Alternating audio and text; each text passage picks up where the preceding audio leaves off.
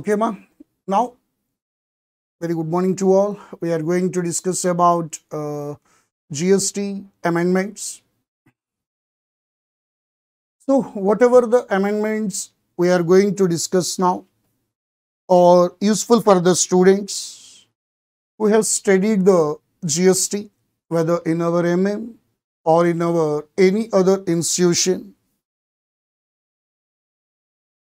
who have studied the amendments up to April 30th, 2022. That means whatever the amendments we are going to discuss now, they are relevant for CA inter students as well as who are going to write the exam in May 2023. In the same way, with respect to CMA inter students, we are going to write the exam in their June 2023 exams. So, whether this booklet or these amendment videos will going to cover the amendments for the period from the 1st May 2022 to 31st October 2022. So, in this particular amendments video, we are going to discuss the amendments or the updates for the period from 1st May 2022 up to 31st October 2022. Okay. And this particular video is going to be uploaded in our YouTube channel, Masterminds for CA. So all these amendments will be discussed in detail in this particular video. So definitely please watch the particular video and get more of marks by reading that particular material which is provided to you in this particular link, or as well as by watching this particular video. So generally, why this particular May 2023 amendments video is that much important? Because there are so many circulars that are issued with respect to our exam. That's why not all the circulars. That means even though in this particular amendments material, we covered all the amendments, but all these amendments do not carry equal importance level with respect to the examination point of view. So certain amendments may be very important from the examination point of view. Definitely we will discuss them in detail, and which are not that much actually important from the examination point of view, we may have a quick look at them. Okay, that is the thing we will do in this particular amendments video. And in the same way, along with the amendments of this 1st May 2022 to 31st October 2022, for your easy reference, November 2022 attempt amendments are also given as a part 2 in this particular material. So, without any further delay, I am going to start this amendments for GST May 2023 videos. So, the first amendment, even though it is not discussed in the material, which is actually with respect to applicability of GST compensation cess. Sir, what is meant by this GST compensation cess? That means the taxation systems can be divided into two types. One is origin-based taxation and second one is destination-based taxation. In origin-based taxation, generally the revenue will go to the seller residing state. Under destination-based taxation, generally the revenue will go to so the taxation systems, already I told you, can be divided into two types. One is origin-based and second one is destination-based. With respect to origin-based taxation, the revenue will go to the seller residing state. Whereas with respect to destination-based taxation, the revenue will go to the buyer residing state. But whereas, already you know that GST is a destination-based tax. Some taxes like CST, Central Sales Tax, which are origin-based taxes, are merged into GST. Thereby, the seller states are here losing the revenue. The seller states are here losing the revenue. So, in order to implement the GST, the center has promised the state that whatever the loss of revenue that will be there, whatever the loss of revenue that will be there, that revenue will be compensated by this particular person. That means the center, in the name of GST compensation cess. Okay. So why this particular GST compensation cess was levied, ma'am? To compensate the states for the loss of revenue arising on account of implementation of GST. And this GST compensation cess will be paid for a period of 5 years. Okay, this is the point. Already we know that. So, based on this topic, what we have discussed, in order to provide the compensation to the states, government, which government? Central government is allowed to levy. So, in order to provide this compensation, the central government is allowed to levy GST compensation cess on intrastate as well as interstate supplies of not all the goods, only on the notified goods. Generally, majority cases, they can be demerit goods or luxurious goods like that. Okay. Initially, this particular GST compensation cess was proposed to be continued for 5 years.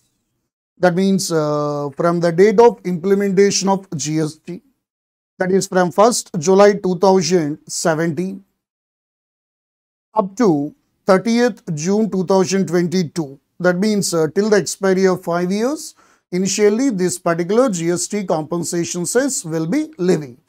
But what happened is, already we know with respect to our GST collections, the government has seen a sudden fall of the revenues in the year 2020 as well as in the year 2021 on account of COVID lockdowns. And in order to compensate the states, the central government has to take loan to compensate this particular revenue loss to the state. So that's why the central government, that means the GST Council, in its 42nd meeting has decided to extend this GST compensation cess up to 31st March 2026.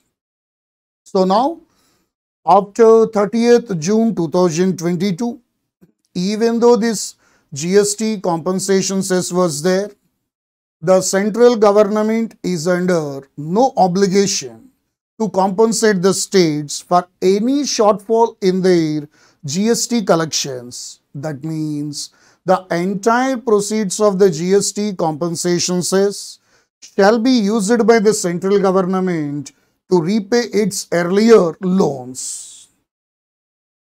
Okay. So that's why what is the logic of extension of this GST compensation cess was like that, ma'am. Okay, you need to remember that point.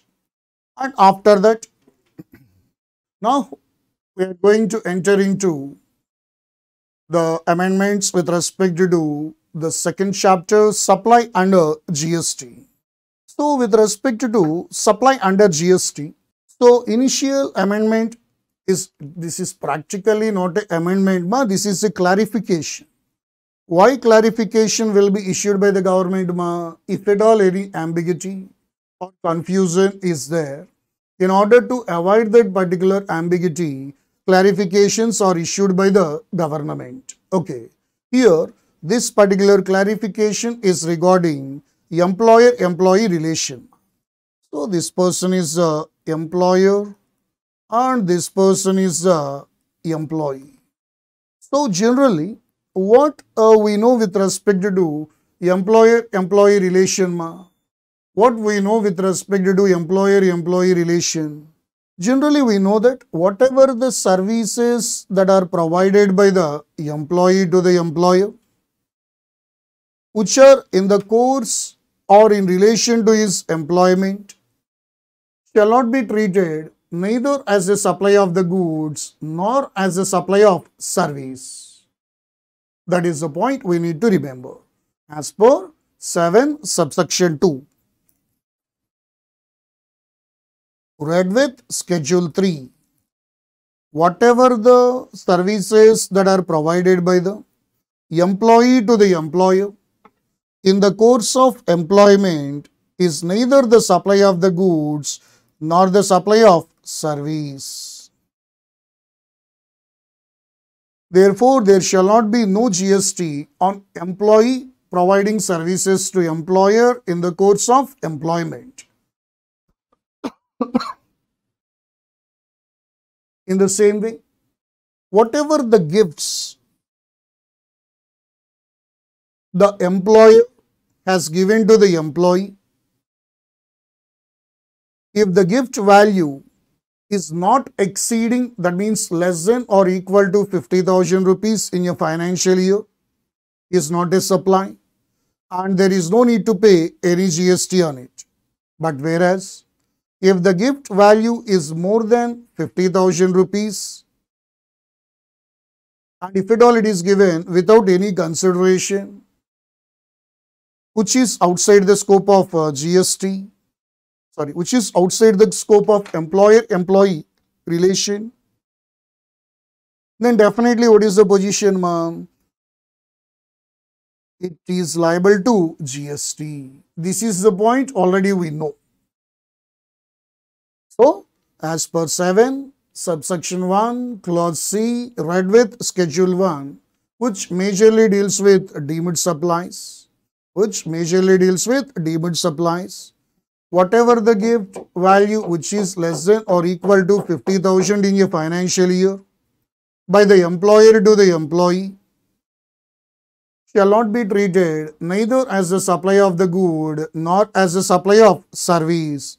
This implies that if the gift value is more than 50,000 rupees in a financial year and which is outside the scope of employment agreement, definitely if that particular gift is made in the course or furtherance of business, it is liable to GST because the employer and employee are related persons.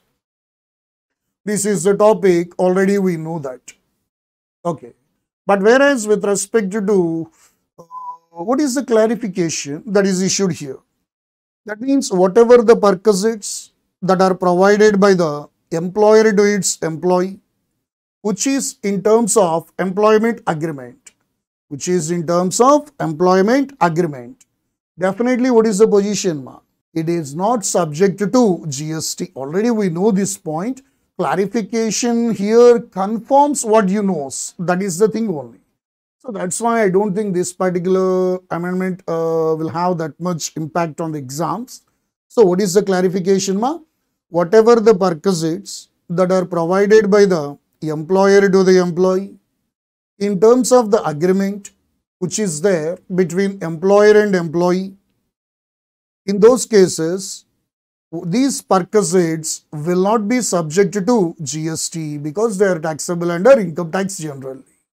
So this is only a confirmation, clarification that was issued. Already you know this particular point. Okay. Now we need to proceed to the second one. Previously, the logic is simple, ma, with respect to that employer-employee relation. That means previously, with respect to those perquisites are not subject to GST was a press release that was given by the government. Okay. But now, what happens is this press release which is given by the government will not have any binding effect on the GST officers. So that's why this clarification has been brought by CBI CMA. Now that particular circular is needed to be followed by the department also. That is the purpose. The point remains the same. But whereas with respect to previous perquisites are not subject to GST was a press release that was given by the government. Since press release will be given by the government, does not have any binding effect on the GST officers.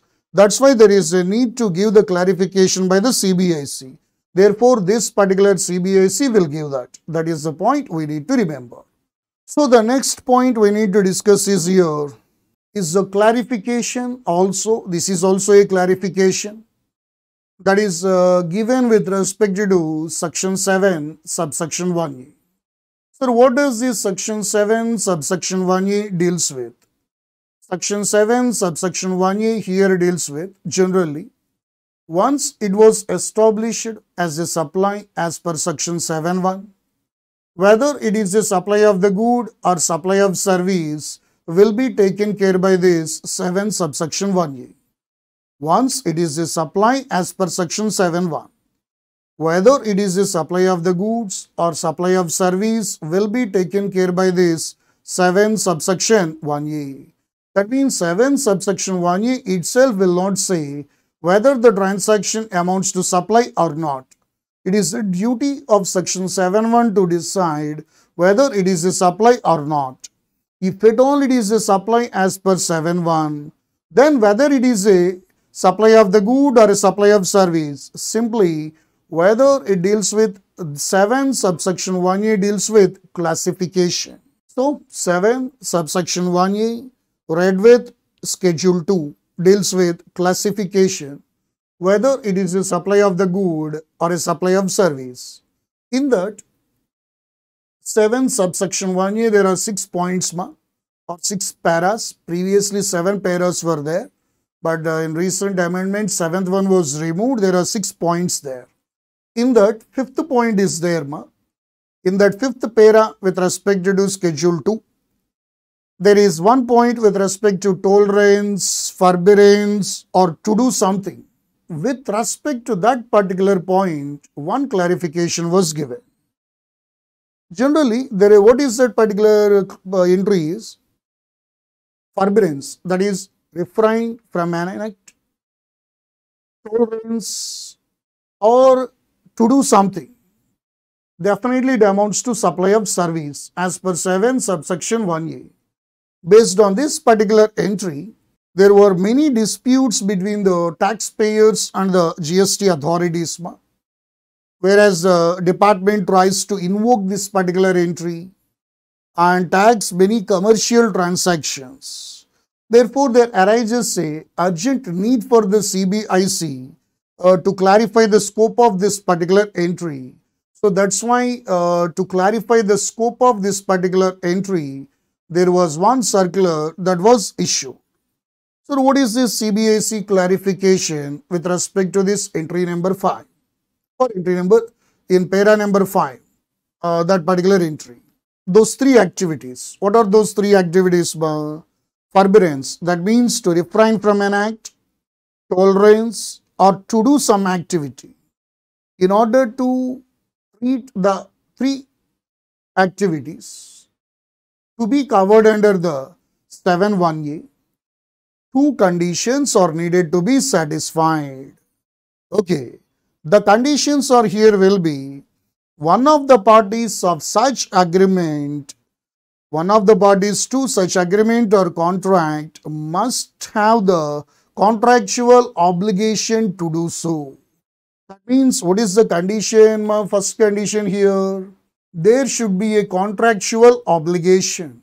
There should be a contractual obligation. And second one, some consideration should be there from the other party.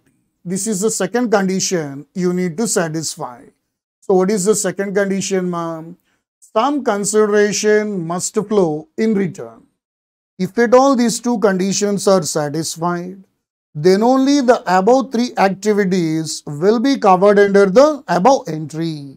If these 2 conditions are not satisfied, it can't be covered by the above entry. This was the CBIC clarification that was issued. And we will elaborate with some examples with respect to this.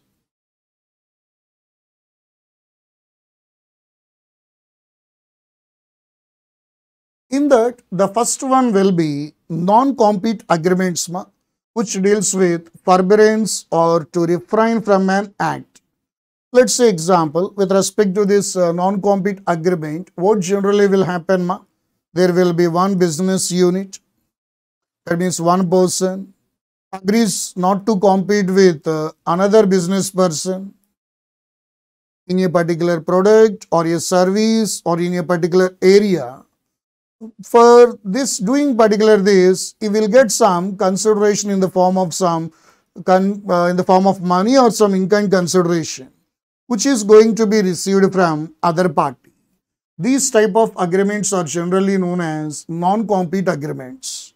Here, one person agrees not to compete with the other. That means he will refrain from competition there. For that, he will receive some consideration from the other party. Here, what is the condition? There should be a contractual obligation. Yes, here business unit 1 is having a contractual obligation to refrain from competition. Second one, there must be some consideration that is moving from the other party. Yes, definitely there is a consideration. In our example, 20 lakhs is moving by the other party. Okay. Therefore, it will be covered by the above entry. In the same way, with respect to second example, what we can say here, let's say Raj Properties received some 10 lakhs compensation from a school project. In return, it promises that it will refrain from constructing more than a certain number of floors, because the students should not miss the view of the nature. Okay, here, what is the point here? Instead of constructing this many number of floors, only this many number of floors are going to be constructed. For that, for this particular construction, that means definitely they are refrained. They are refrained from constructing more than certain number of floors, even though they are permitted to do so by the municipal authorities. That means there is no violation of law is there. But still, they are refraining. That means they are not doing that particular thing because they entered into agreement with the school. Here there is a contractual obligation on the Raj Properties Limited to refrain itself. For that, it is getting some 20 lakhs or 10 lakhs as a consideration from the other party. So here there is a contractual obligation. Second one, definitely what is the position, ma? What is the position with respect to the second one? With respect to the second one, they are getting some consideration. If at all these two conditions are satisfied in this particular example, that's why it will be covered by the above entry. Yes, you are liable to pay the GST. And in the same way, a resident welfare association tolerating the use of loudspeakers for the early morning prayers by the school located in the colony, subject to the school paying the agreed sum of money to the resident welfare association as a compensation. Here, the second point, it comes under tolerance. What is meant by the word tolerance? Tolerance means here, bear some inconvenience. Even though it is inconvenience to the resident welfare association by those loudspeakers, this resident welfare association will tolerate the use of the loudspeakers by the school. For that, that particular school will pay a fixed sum to the resident welfare association. Therefore, there is a contractual obligation to tolerate something. For that, it is receiving some consideration in return. Therefore, what is the position, ma? It will be clearly covered by the above entry. Another resident welfare association related example, what we can say is, ma, let's say a manufacturing company is there. It receives 10 lakhs from this resident welfare association. For what, ma? For installation of the equipment for this zero emission.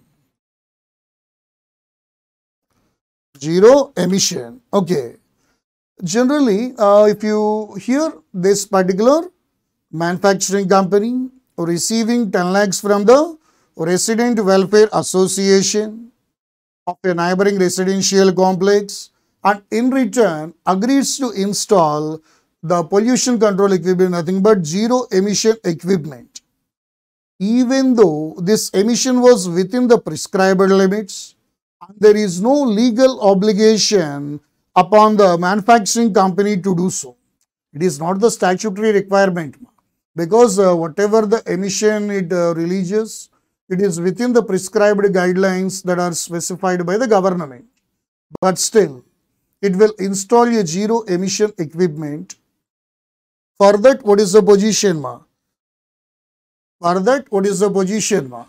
Definitely, what is the position? Yes, there is an obligation to do something because of contract. Second one, for that it received some consideration. Therefore, it is also covered by the above entry. Okay. So, the next point will be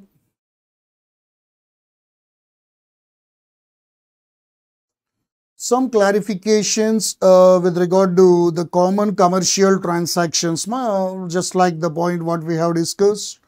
In that, the first point will be liquidated damages on breach of contract.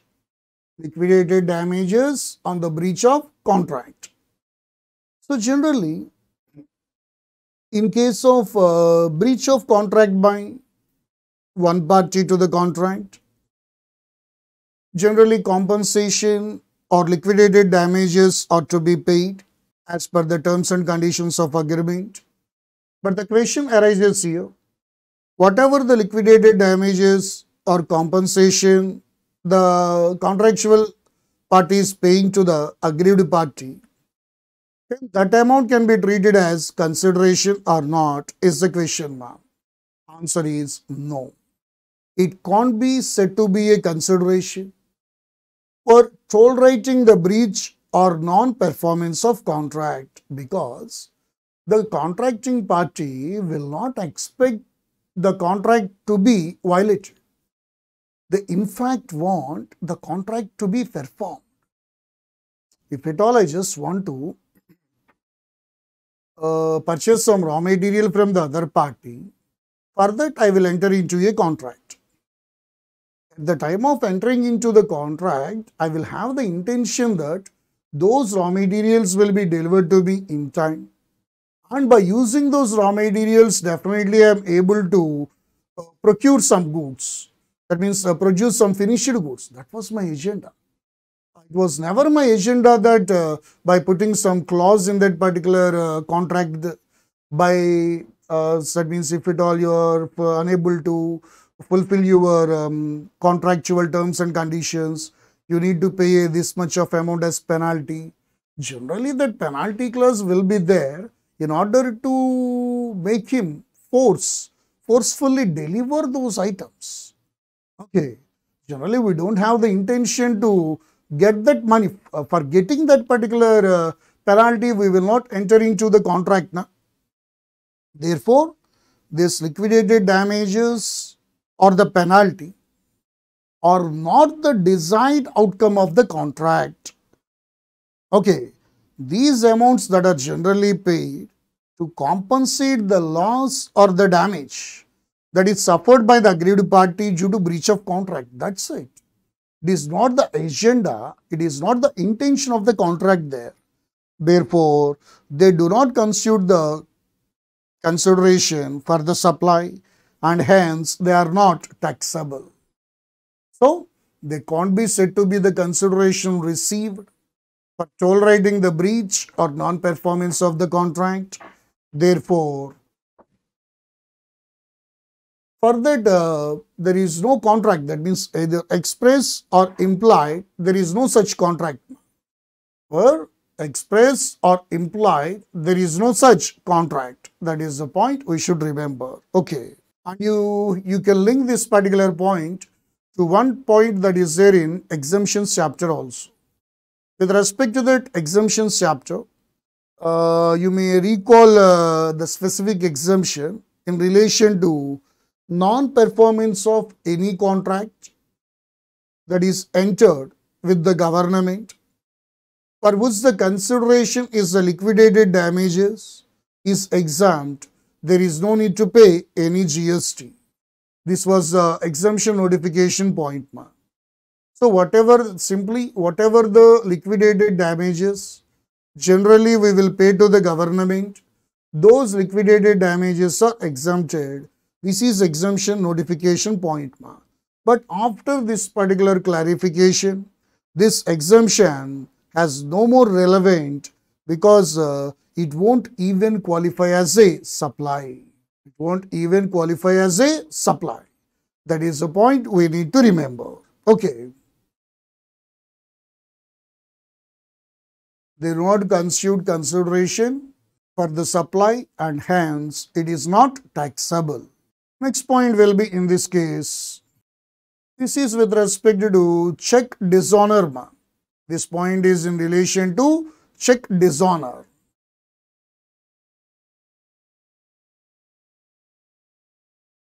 So with respect to this check dishonor, generally I received a check worth some 10 lakhs from my debtor. If at all that particular check bounces, I may have collected from him some check bounce charges or dishonor charges or penalty. The question arises, whatever the penalty or the check dishonor fine we collect, whether it amounts to a consideration for this point, answer is no. Because there is never an implied or express offer or willingness on the part of the supplier that he would tolerate the deposit of invalid or fake instrument of payment against the consideration in the form of check dishonor fine or penalty. Generally, while receiving that particular check, definitely what you expect. Generally, you will expect the check will be honored and the amount will be credited in your bank account. You will never expect that, or you will not have the motto that please see God that this check should be dishonored. Then only I will get the check dishonor fine or penalty. Like that, we will not feel in such a way now. So generally, there can't be any express or implied agreement with respect to that. Therefore, it can't be treated as a consideration for any service. Hence, it is not taxable. That is the point also you need to remember. Penalty for violation of laws.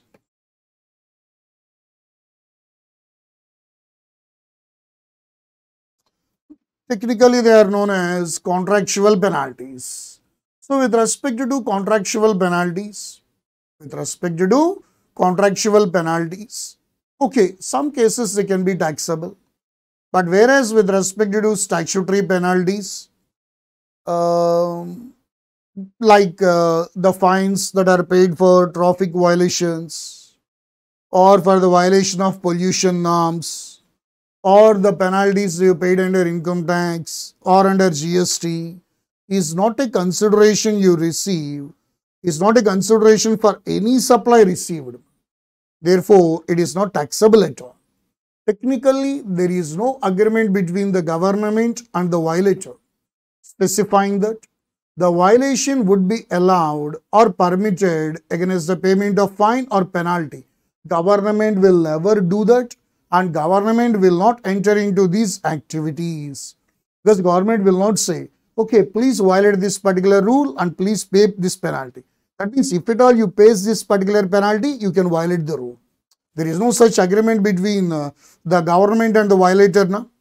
And in fact, if the government wants to do that also, there can't be such agreement. That means those type of agreements are not valid because there's a violation of law is never be a lawful object or consideration. Will never be a lawful object or consideration. So that's why what is the position, ma? Definitely yes. It can't be treated as consideration and no GST is payable on the statutory penalties. And in the same way,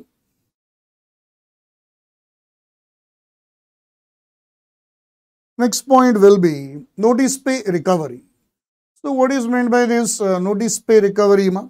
In case if the employee leaves the job before the specified period of agreement period, the employer may recover a fixed amount in the form of forfeiture of the salary or recovery of the bond amount.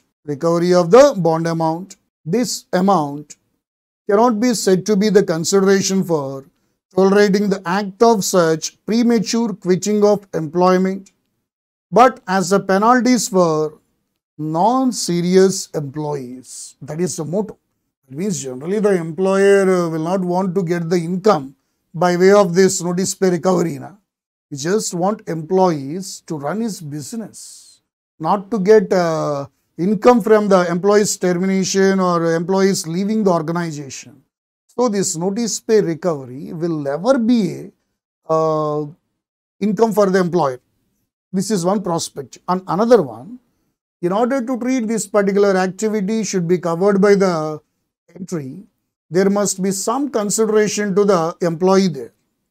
But since the employees are not receiving anything, since the employees do not get anything in return from the employer, for whatever the payment they made, that means whatever the amount that is forfeited, this notice pay recovery by the employer is not taxable, as definitely it is not a consideration for the service or tolerance. Okay, this is a point you need to recover.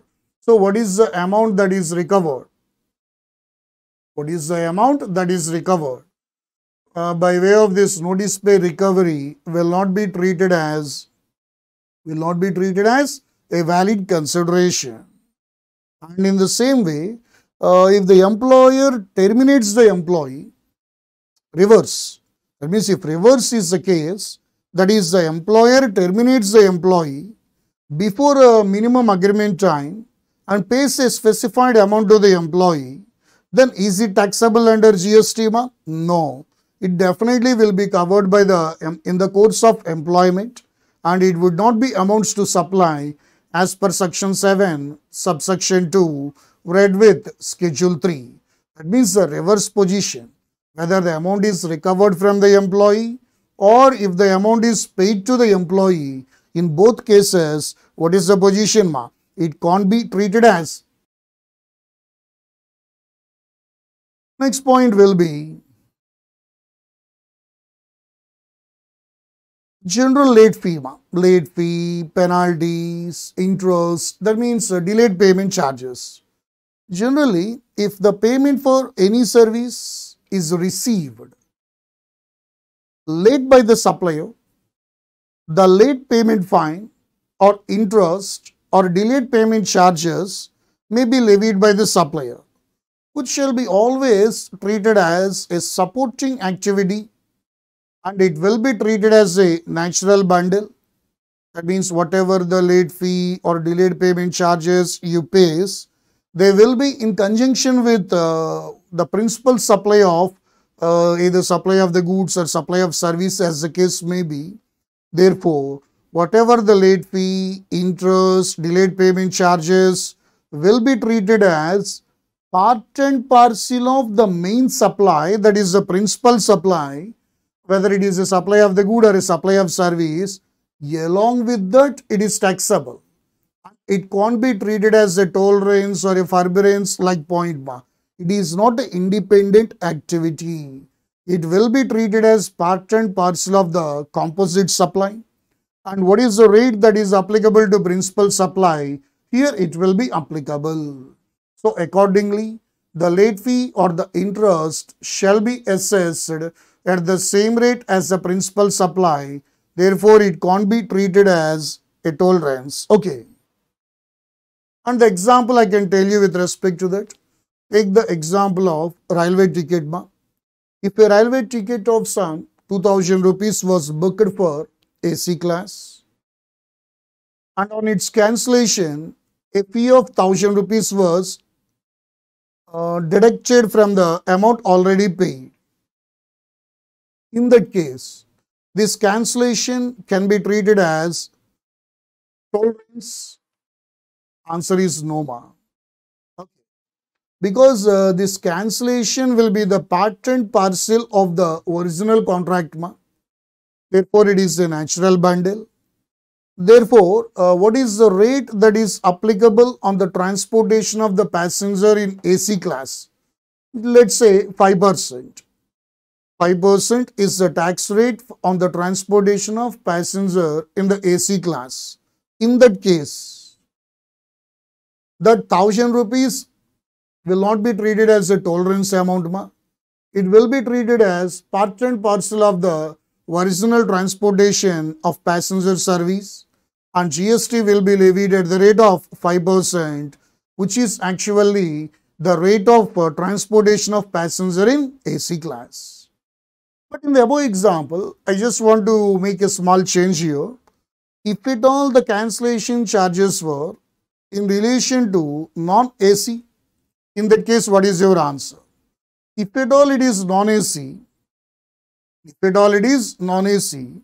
then automatically non-AC, sleeper, second class, all these are exempted. Okay.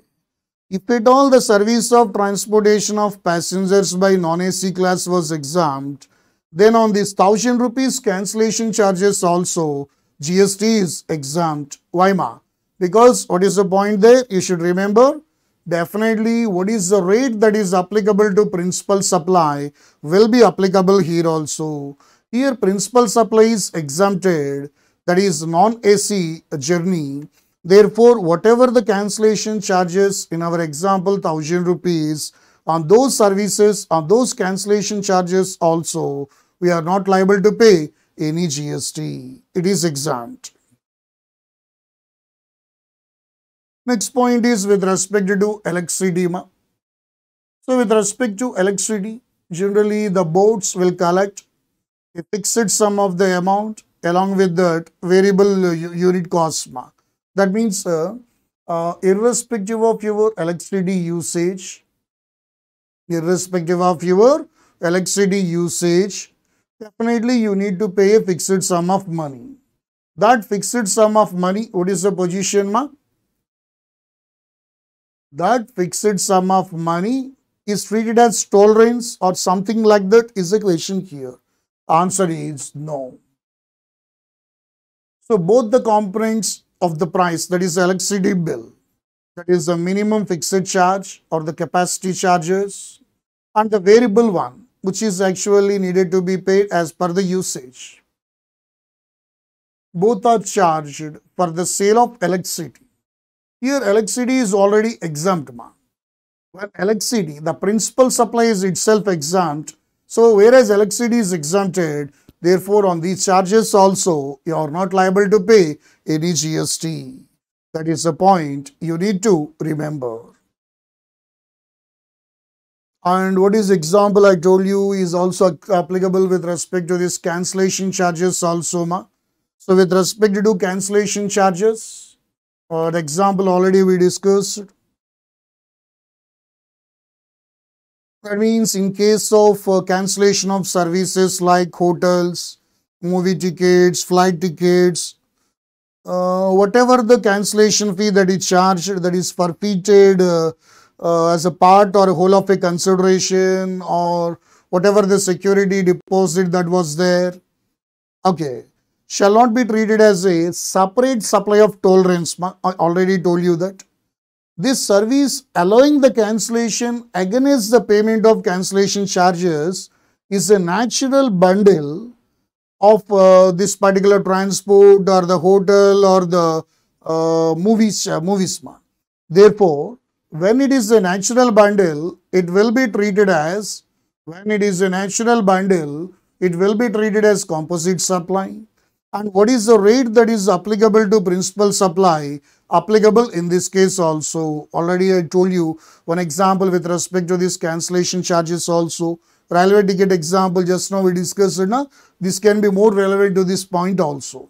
Okay, a railway ticket for AC, upon its cancellation 1000 rupees was deducted. Then AC cancellation, na? Definitely AC journey is taxable. Therefore, what is the rate that is applicable to transportation of the passenger in AC class will be applicable to this 1000 rupees cancellation charges also. If at all, that particular 1000 rupees is the cancellation charges with respect to a journey of a passenger by a non-AC railway, definitely non-AC is exempted. In those cases, the cancellation charges are also exempted. We are not liable to pay any GST. That is the point we need to remember. Okay.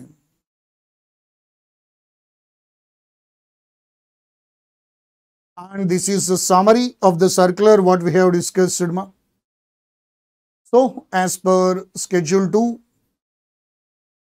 Para 5 point E agrees to obligation. There are three cases: to refrain from an act, to be considered as a supply of service. The above three activities, that means refrain from an act, tolerance, or to do something, to treat these activities as a supply of service, two conditions are needed to be satisfied. First one, there should be a contractual obligation. There must be an express or implied agreement or a contract must exist to fall within the above point. And consideration must flow in return in this particular contract. If at all these two conditions are satisfied, then only what is the position? That particular activity will be covered by the para number 5, and then only it can be considered as a supply of service of refraining from something or tolerance, or there is an obligation to do something. So that is the point we should remember with respect to this particular circular. And we will see that point in the material also. You can check it once.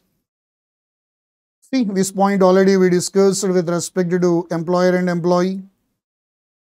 It is only a clarification in nature. Previously, this was a government press release. Now, it was converted into a circular by CBIC. In both cases, generally, whatever the perquisites that are provided by the employer to the employee, as per the contractual agreement, it will not be subject to GST. And this is the clarification what we have discussed. Refrain from an act, tolerance, or obligation to do something. For this, these are the two conditions that are needed to be satisfied.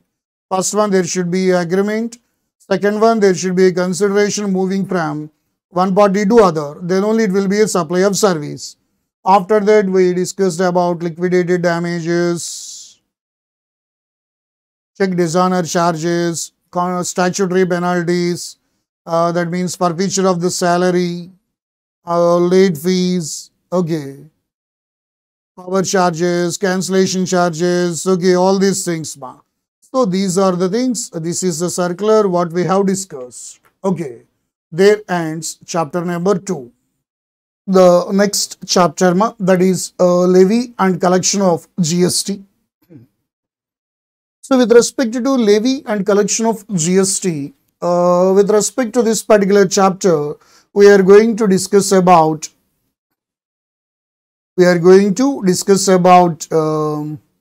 composition scheme, as well as with respect to RCM related topics. In that, initially we should start with composition scheme relevant to topic. So, what is the amendment that is there with respect to this composition scheme, which is section 10? Generally, already we know that with respect to this composition scheme, there are few notified goods which are ineligible. There are few notified goods which are ineligible for taking the composition scheme. In that, what is the old provision that is there? Ice cream, pan masala, tobacco, aerated waters. These are the things that are ineligible for composition scheme. But now, whereas the amendment that happened previously, along with ice cream, pan masala, tobacco, aerated water, now the bricks, building bricks, fly ash bricks, roofing tiles. Whereas previously in the roofing tiles, with respect to fly ash bricks, fly ash should be 90% or more fly ash content will be there. 90% or more fly ash content will be there. With respect to that, now that particular word was removed. That means after amendment, all kinds of fly ash, whether they are having 90% or more fly ash content or less than 90%, shall be considered as notified goods for the purpose of section 10. Those item manufacturers are not eligible for this composition scheme. So that is the amendment, not that much importance from the examination point of view. Single reading is more than sufficient with respect to that. Now with respect to RCM, we need to see the point here. With respect to RCM, generally tax payment systems are divided into two types. One is FCM, second one is RCM. With respect to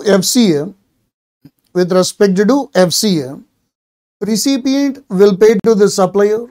In return, supplier will pay to the government. Under RCM, what is the point?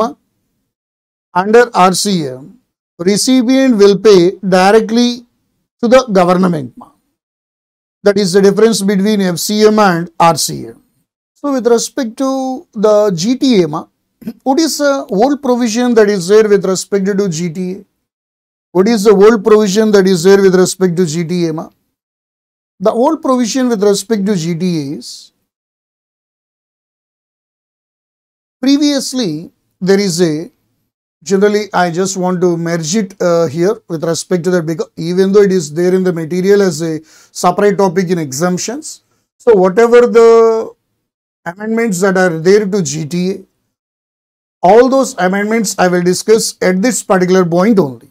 So the amendment 1 with respect to GTA is, there is a value based exemption for GTA which is previously.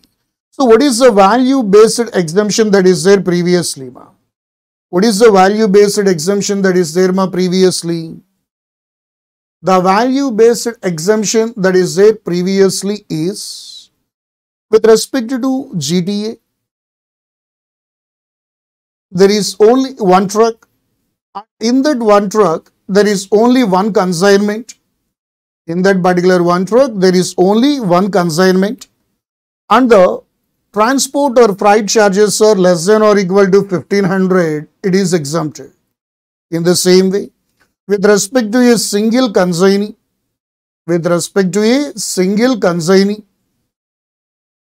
that freight charges are less than or equal to 750, it is exempted. This is the topic that is there before amendment. Okay. But now, this particular exemption for GTA service was deleted. Now it is no more. That means value based exemption for GTA service was now deleted. So, but only the exemption that was withdrawn is only with respect to value based exemption. Whereas remaining points, whatever the remaining exemptions that are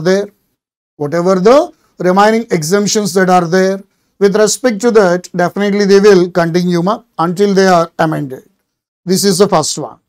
And second amendment with respect to GTAs is the thing which is relevant for this particular chapter, FCM and RCM. What is the point that is there? Generally with respect to GTA, there are two options previous. One, if the GTA wants to follow the FCA, the rate of tax is 12%, he can claim the full ITC. If at all GTA has not paid GST at the rate of 12%, then automatically RCM is applicable and recipient is liable to pay the GST at the rate of 5%. So this is the point what we have discussed previously. Okay. So, but now there is another option that was created here. Now GTA has the two options now. As usual, it opts to pay. Now there are three options practically with respect to GTA. If you observe here, with respect to GTA, there are three options that will be there. Option 1. With respect to option 1, GTA will pay GST at the rate of 12%. FCM is applicable then. Then whatever the input services that are there to this particular GTA, on them definitely GTA can claim the ITC. And in the same way, This GTA services which are received by the recipient, on them also recipient can get the IDC. On them also recipient can get the IDC. Okay. What is option 1 ma? In option 1, GTA will pay GST at the rate of 12%. In that case, FCM will be applicable. And whatever the inward supplies in relation to the trucks or something else the GTA receives, on them GTA can claim the IDC, as well as whatever the GTA services that are availed by the service recipient, that particular service recipient can also claim the IDC. Okay. And there is another option now that was newly created is option 2. GTA will pay the GST at the rate of 5%. That is also called as FCM now. That means under FCM another option is also there. With respect to that, whatever the input services that means inward supplies that particular GTA receives, on them GTA cannot claim the IDC. But GTA services that are received by the service recipient, on them the service recipient can claim the IDC. That is the point we need to remember. Okay, ma. Option 1 and option 2. This is the option 2 that was newly created after the amendment. So, what is the amendment that was newly created, ma? There are two options previously. Option 1, GTA has to pay GST at the rate of 12% under FCM.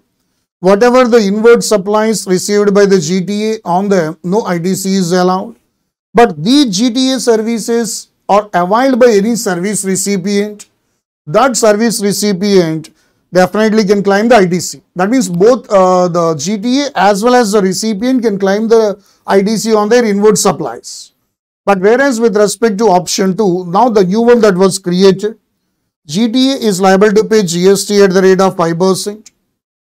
And with that one is also covered under FCM forward charge mechanism. But in this, ITC of the trucks, that means ITC in relation to trucks, simply whatever the inward supplies that the GTA receives, on them GTA cannot claim the ITC. But whatever the tax the recipient pays at the rate of 5%, that particular amount can be claimed as ITC by the service recipient. And option 3, already we knows that one, previously also there. GTA is not paying tax under FCM, that means neither 12% nor 5%, then RCM will be applicable. In that case, tax is to be paid by the recipient at the rate of 5%. Then this particular GTA receives any inward supplies, on them GTA cannot claim the IDC. But GTA services that were availed by the recipient, on them recipient can claim the IDC. So this is the new point that was created after the amendment part. So GTA has two options now. If it opts to pay GST under FCM, 12% GST with IDC and 5% GST also under FCM without IDC. If it does not opt to pay GST under FCM, then as usual, recipient pays tax under 5% under RCM. This is the point you need to remember. But for that, two conditions are required to be satisfied by the GTA. The first one is GTA has taken registration with respect to that, and GTA has to issue the tax invoice and should make a declaration on the invoice.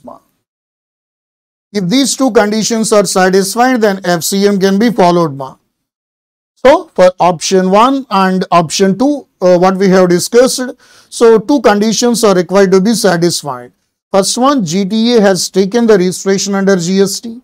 Second one, GTA has issued the tax invoice, taxing charge under FCM, and also made declaration in the invoice. If these 2 points are satisfied, then what is the position, ma? Definitely, yes, definitely FCM can be applicable. And next point will be with respect to postal department services.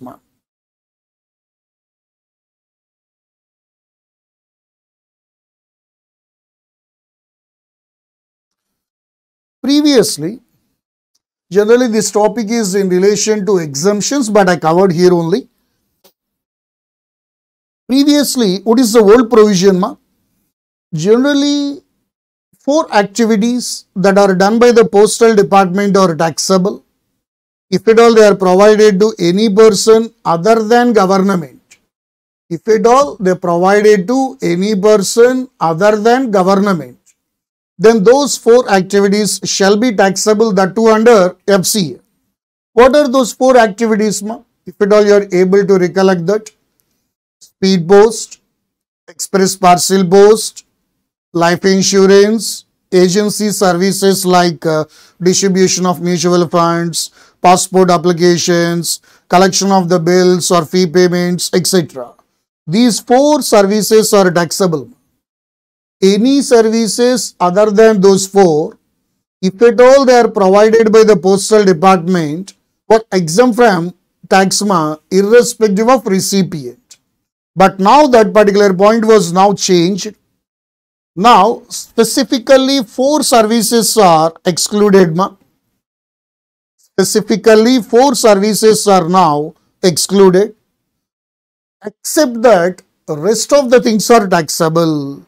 That means exemption now available only with respect to the four services which are there on the screen, like book post, inland cover, ordinary post, which weight is less than 10 grams, and postcard. With respect to these four services only, definitely what is the position, ma? It is exempted, irrespective of the recipient. Okay. Except these four services, remaining all the services that are done by the Department of Post other than these four services shall be fully taxable under FCM. That is the point. If at all these four services are there, then with respect to that, what is the position, ma? It is exempt irrespective of the recipient. With respect to other services, what are the other services that can be there, ma? Like transfer of money orders, money through money order, savings account, postal order, speed post, express parcel post, life insurance, agency services, like that. Whatever the remaining activities that are there, every other service that are done by the postal department is taxable under FCM, forward charge mechanism, irrespective of the recipient. That is the point we need to remember. Okay.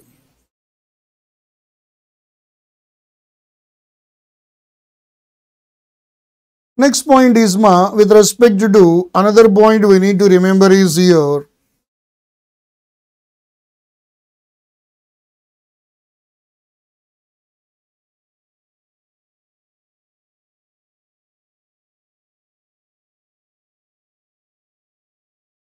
Renting of residential dwellings, actually that is the point we need to remember. Generally this point is linked with exemption as well as RCM. What is the old provision that is there? Services by way of renting of residential property for use as a residence was exempt from GST. That is a point that was there previously. So what is the point that was there? Renting of residential building for use as a residence is exempt from GST. Now, what is the amendment that was made under exemptions chapter now? That was linked with this RCM. Now, the particular exemption was modified like this. Renting of residential building for use as a residence, except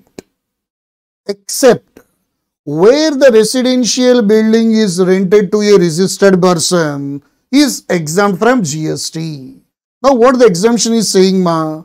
That means if the residential building is given for residential purpose to a registered person, then definitely it is not exempted, it is taxable. Sir, is it taxable under FCM or is it taxable under RCM? What is the point? That is the point now we need to see. So, with respect to this, a new entry of reverse charge was created, ma. Services by way of renting of residential building. Supplier can be any person. If the recipient is a registered person, then that particular service is covered by reverse charge.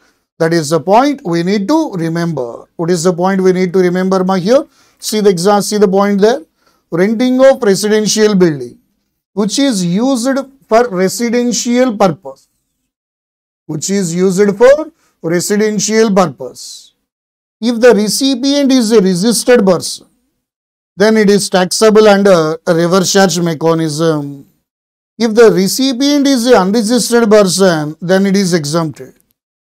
If at all the residential building is given for commercial purpose, the building is residential building, but it is given for commercial purpose. Recipient is a registered person, taxable under RCM. Recipient is a unregistered person, then also it is taxable but under FCM. That is the point we need to remember. With respect to renting of the residential building, which is used for residential purpose, if the recipient is a registered person, it is taxable, that too taxable under RCM. Service recipient is an unregistered person. Service recipient is an unregistered person, then it is exempted. With respect to residential building, used for commercial purpose, residential building which is used for commercial purpose, in that case, what is the position? Definitely, recipient is the registered one, taxable under reverse charge. Recipient is the unregistered one, then also it is taxable but under FCM, forward charge. That is the point we need to remember.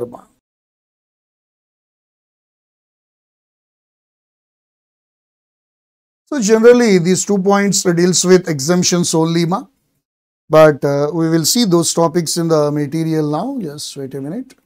So composition levy and GST with respect to third chapter. See this. Previously some 90%, something like the words was there. But now if at all it is a fly ash break, automatically those manufacturer cannot opt for composition scheme. And with respect to RCM, see this, this word is removed. Now what is the point? GDA is having 2 options now.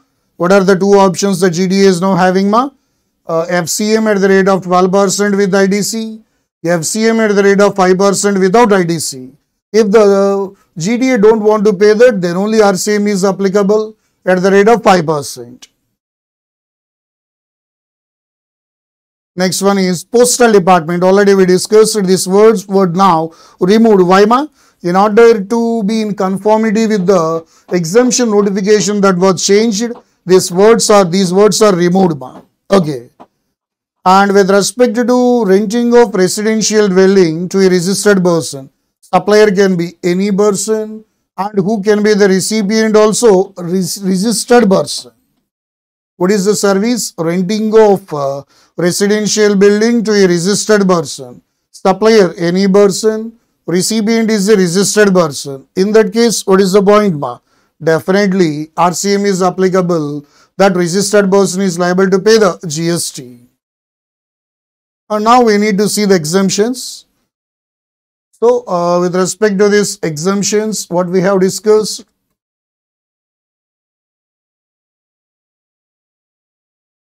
already we discussed it regarding the postal department. Only 4 activities are now exempted. Rest of the activities that are done by the postal departments are taxable. And with respect to this residential flat, that means whether it is taxable under FCM or exempted, we will discuss that particular point along with the example now. Just wait a minute.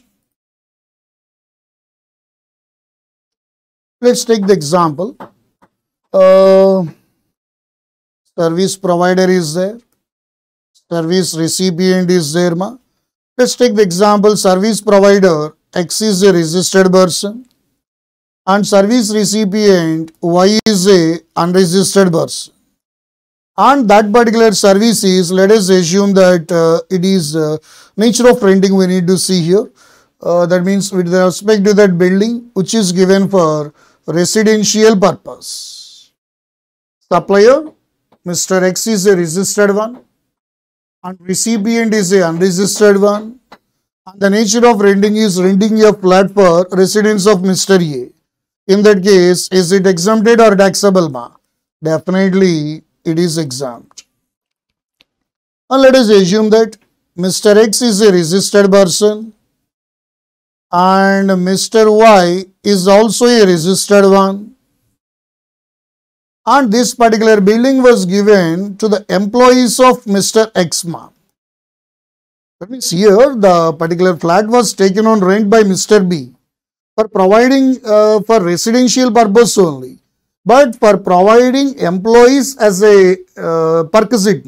That means for the sake of rent-free accommodation or something like that, this particular flat was taken on rental basis by Mr. B.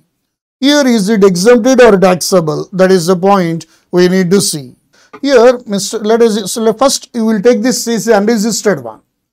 If at all Mr. Y is an unregistered one, then definitely it is exempted. Definitely it is exempt. It is exempt in the hands of a service recipient. So what about with respect to B employee? That means Mr. Y employee. Perquisite provided by Mr. Y to his employees is also not taxable, because already we discussed at this point with respect to CBIC circular. Okay. Now the third point is Mr. X is a registered one, provided services to Mr. C who is an unregistered one, but this particular Mr. C is using that particular building for his CA practice. Mr. C is using this particular flat as an office for his CA practice. In that case, whether it is taxable or exempted, ma? Definitely it is taxable, but under FCA. Being the recipient unregistered person, it is taxable under FCA. Sir, is ITC can be claimed? No, because Mr. C is being unregistered, ITC shall not be allowed to him. That is the point. Okay, ma. And next one is Mr. X is a registered one and Mr. D is a unregistered one. Okay, this particular building, it was a commercial building which was actually given as a shop, ma. In that case, is it exempted or taxable? Yes, definitely that particular building is a commercial building. Shop is a commercial building, but being the recipient is an unregistered person, it is taxable under FCA. Okay. And another example we can discuss is, let's take the example, Mr. X who is a registered one and Mr. E who is also a registered one. Here that particular flat was taken on rent for the residence of Mr. E. Here when the recipient has taken this particular building or particular flat on rental basis, in that case definitely it is taxable under RCA. If at all renting of the residential building for the use as a residence to registered recipient, then automatically what can be applicable, ma? RCM can be applicable. That is the point. But it was exemption was given, ma, later on. But that notification was given on 1st January 2023. Therefore, it is not applicable to your exams for me. Even though it is covered under RCMC, but here he suffers loss, na. See, with respect to that case, if the registered sole proprietor has taken the residential building for his own residence on rent, definitely GST will become payable under RCM. But definitely it is a practical problem, na? Because registered person is not eligible to claim ITC on it. Because it is not in relation to his business or profession, because it was used for his residence, whatever the GST he pays, that is by Mr. E, he cannot claim ITC. That's why from 1st January 2023 onwards, this particular service has been given exemption, ma. Based on the exemption, he is not liable to pay the GST if at all it was used for his own business, own residence. And another example what we can discuss is, Mr. X is a registered one, Mr. F is also a registered one, and this particular building was taken on rent by Mr. F for the sake of his employees. That means the renting of the flat was done by Mr. F to provide this particular building to his employees as a perquisite. In that case, is it taxable or not, ma? So, with respect to this point, ma, F is actually taken that particular building as a perquisite to his employees. It is taxable under RCM. It is taxable under RCM. Therefore, who is liable to pay the GST, ma? Mr. F is liable to pay the GST under RCM. Because this residential building, even though it was used as a residence, it is not for himself, na? Therefore, exemption will not be given to him. Definitely it is taxable under RCM. Sir, is ITC of this GST paid on this particular rental service is allowed to Mr. F or not? Yes. Since this particular service has been used in the course or furtherance of his business, whatever the tax pays under RCM, on that definitely can claim the ITC. Okay. Next point is Mr. X, who is a registered person, and Mr. G, who is the unregistered one, has taken a flat, but Mr. G is using this particular flat for his CA practice. In that case, what is the position, ma? If at all he uses, previously we discussed this point, but what about this particular point, ma? If at all he uses for his own purpose. Let us say, sorry, previously we discussed about unregistered, na? Okay, fine. Now he is registered. If at all Mr. G is registered, in that case, it is taxable under RCM. And definitely, he can claim the ITC on this particular rental service, whatever the GST he pays. Okay. Let's take the last example. Let's say Mr. X is there and Mr. H is there who is also registered. The building is a shop, ma. That particular building is a shop. Then GST is payable and is it taxable? Yes. Under FCM or under RCM? Definitely it is covered under FCM. Why, ma? Shop is a commercial building, hence no exemption and no reverse charge is applicable. That is the point. Okay. Sir, is ITC allowed to Mr. H? Yes. Definitely ITC is allowed to Mr. H, ma. Since he is a registered one and this particular rental service is used in the course or furtherance of business. That is the point you need to remember with respect to renting of residential building, ma. Okay. So this is the point what we have discussed with respect to residential dwelling related, ma. It is covered under exemptions as well as under RCM concept. If at all the building is used for residential purpose, if the recipient is a registered one, then only it is taxable under RCM. If the recipient is an unregistered one and the building is used for residential purpose, it is exempt. If at all that residential building is used for commercial purpose, recipient is a registered one, then it is taxable under RCM. If the service recipient is the unregistered one, then it is taxable under FCM. That is the point we need to remember with respect to that. Okay, ma'am. And after discussion of that particular topics which are in relation to FCM, RCM concept and exemptions, now we need to keep more focus on exclusive exemptions that are there under GST, ma. Okay. And before moving further, we will see the topic in the material also. So, up to that completed. Now, the exemptions chapter is the thing what we are going to discuss now, ma. In exemptions, the first exemption we will discuss is healthcare services, ma. So, the point is with respect to this exemption, the exemption is in relation to healthcare sector, ma. Previously, whatever the healthcare services that are provided by clinical establishment are exempt. Generally, the scope of this particular healthcare service includes diagnosis, treatment or care in any recognized system of medicine is exempt. If at all it is an unrecognized one, definitely it is taxable. Okay. But whereas with respect to room rent charged by any clinical establishments were also treated as fully exempt. because they are also treated as healthcare services at that time. Okay. And the above exemption is also available irrespective of the amount of room rent that is charged by clinical establishment. But now there is an amendment with respect to that particular point, ma. That particular point is this particular exemption. Okay. Now what is the new provision is here?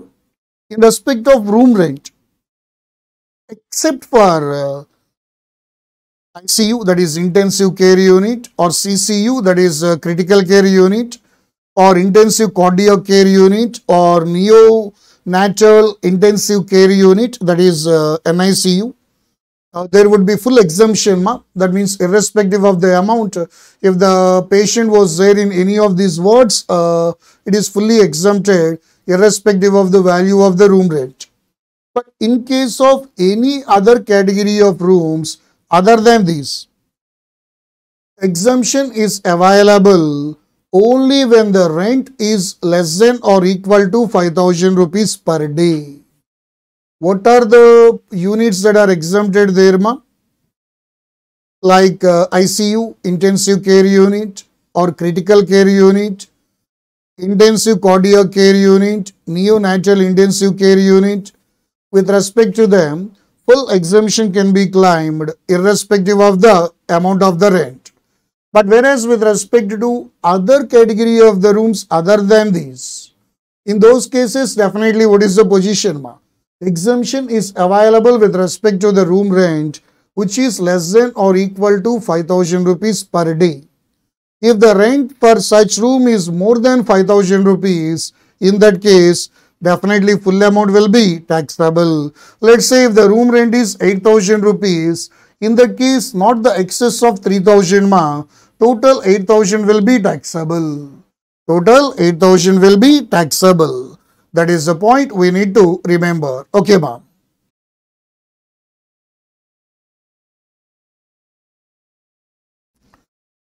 Next point is with respect to passenger transportation, ma. What is this passenger transportation services? It is exclusively with respect to airways, ma. It is exclusively with respect to airways. With respect to airways, transportation of the passenger by air, if at all, either origin or destination was there in northeast states like Arunachal Pradesh, Assam, Manipur, Meghalaya, Mizoram, Nagaland, Sikkim, Tripura, Bagdogra, which is there in West Bengal. If either origin or destination is there in any of these places, the transportation of passenger, that means on these flight charges, definitely you are not liable to pay any GST, it is exempted. But now, the word in economy clause was added with respect to that. Now, what is the word that was added with respect to these northeast states, ma? What is the point that was added to these northeast states?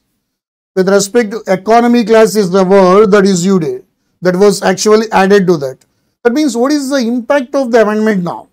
Now, in respect of the flights, for which the origin or destination is in northeast states, GST shall be chargeable if at all it is a business class or a first class ticket. So the exemption is now restricted only to the economy class only. See this with respect to passenger transportation by airways, origin or destination is there in northeast states. If at all it is the economy class, it is exempted. Other than economy class, now taxable. This is the amendment. Rest of the points remains the same. Regional connectivity scheme. What is the fund you are getting from the government is exempt. Amount charged from the customers, it is taxable in order to encourage the air traffic. And with respect to other parts of India, full amount will be taxable. But the amendment is in this particular area only.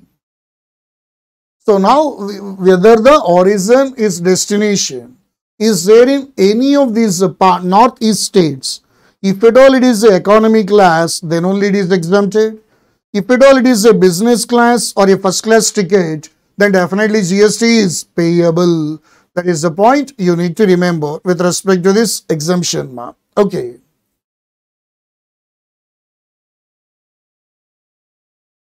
And with respect to this point, ma, previously, with respect to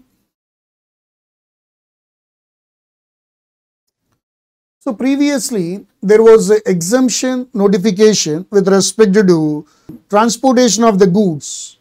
Transportation of the goods by the aircraft or by the vessel from the customs station in India to a place outside India, it was exempted, ma.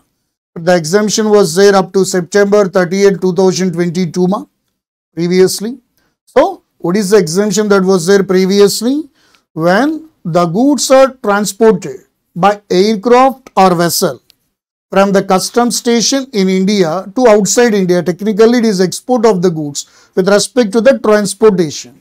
There was exemption which was there up to September 30th, 2022, ma. But this time the exemption notification has not been extended.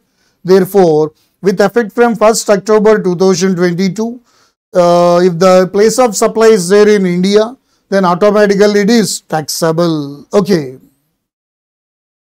GST is now payable on the transportation of the goods by air or vessel from customs station in India to a place outside India. The exemption notification was withdrawn. This is the point. Okay, ma. And same point will be applicable to railway equipments, ma. So, with respect to railway equipments, previously there was exemption. That is services by way of transportation of railway equipments or materials by the train or by the ship from one place in India to another place, definitely it shall be exempted. That means with respect to railway equipments or railway materials, when they are transported through train or through ship, definitely they are exempted, ma. But now that particular point was not there. That means now this exemption was withdrawn. In those cases, now GST is payable on the transportation of railway equipments or materials which are now transported by the rail or by the vessel within India. That is the point you need to remember. Now this particular exemption notification was also withdrawn. Our next point will be with respect to this. Already we discussed at this point now previously. There is a value-based exemption with respect to this particular GTA now. That means if the freight charges with respect to a single car, there is one truck. In that particular truck, there is only one consignment. That particular one consignment transport charges are less than or equal to 1500, it is exempted. And if at all it is more than 1500, then what is the position, ma? Definitely full amount will be taxable. That was exemption that was there previously. But now it is not there, ma. That exemption was withdrawn now. Therefore, GST is payable on the GTA services by way of transportation of the goods, irrespective of the amount of the freight charged for consignment or for consignee. That means exemption up to 1500 or 750 was now withdrawn. Now that particular exemption notification was not there. Our next point will be here in respect of, this one will be with respect to agro-based, ma. With respect to agro-based, ma, the scope of exemption, that means storage of warehousing services was there previously. That particular warehousing service was,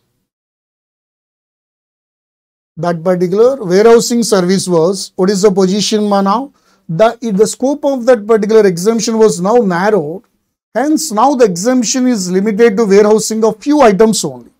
Previously, the exemption was there with respect to agriculture produce, rice, minor forest produce, cereals, pulses, fruits, nuts, vegetables, spices, copra, sugarcane, jaggery, raw cotton, flax, jute, unmanufactured tobacco, betel leaves, tendu leaves, coffee, tea, like that. All these points are covered under warehousing services. That means warehousing services related exemption notification. All those activities are exempted. But now that the scope of this particular exemption entry was now reduced. Not reduced, it was significantly reduced. Now warehousing or storage services shall be exempted only with respect to few items.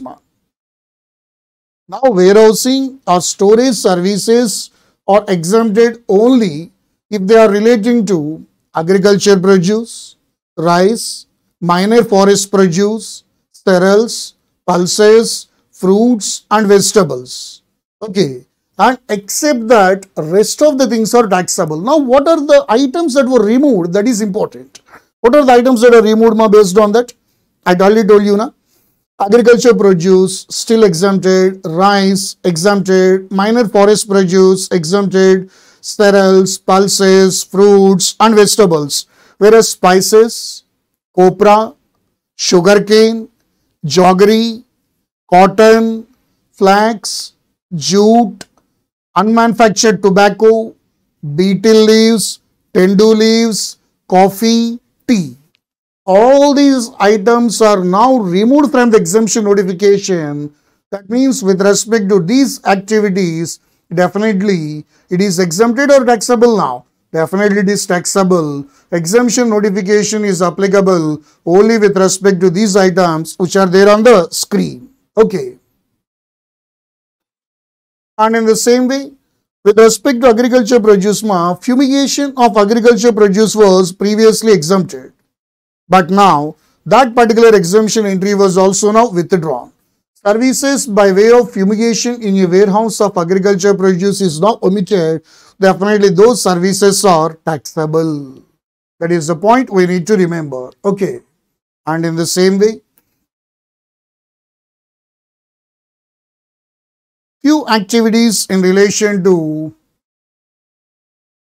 common biomedical waste. Previously, with respect to common biomedical waste treatment services, if at all they are provided to hospitals, it is exempted. But now the government has made a logic here. These services are not directly in relation to patients. They are having the indirect nexus of this healthcare here. Therefore, definitely there is no need for that particular exemption. Therefore, GST is payable on the services provided by operators of common biomedical waste treatment services. That exemption notification that was there previously, now it was removed. Okay. In the same way, previously the services provided by Reserve Bank of India, IRDA, SEBI, GST network to the central, state or unitary governments are exempted. But now that particular exemption notification was withdrawn and it is taxable. Now that particular exemption notification was withdrawn and it is taxable. That is also another point you need to remember. Okay. And in the same way, another few points, even though that are not there in the PPT, like slaughtering of animals and services provided by Food Safety and Standards Authority of India with respect to the services of giving license to the food business operators. Previously it was exempted, but now that exemption notification was withdrawn, it is taxable. Okay. And in the same way, this is the important one. I think so from the examination point of view. The third point which is there on the screen is important. Services received by RBI from outside India in relation to foreign exchange management services. Then previously it was exempted, but now that particular exemption notification was withdrawn. Is it taxable or exempted now? It is taxable. Services received by RBI from outside India. Technically, it results into a importation of service. Therefore, tax is payable under RCM. Previously, it was exempted, but now that particular exemption notification was withdrawn. Therefore, it is taxable. That is the point you need to remember with respect to exemptions. Okay. And another point is there with respect to tour operator service.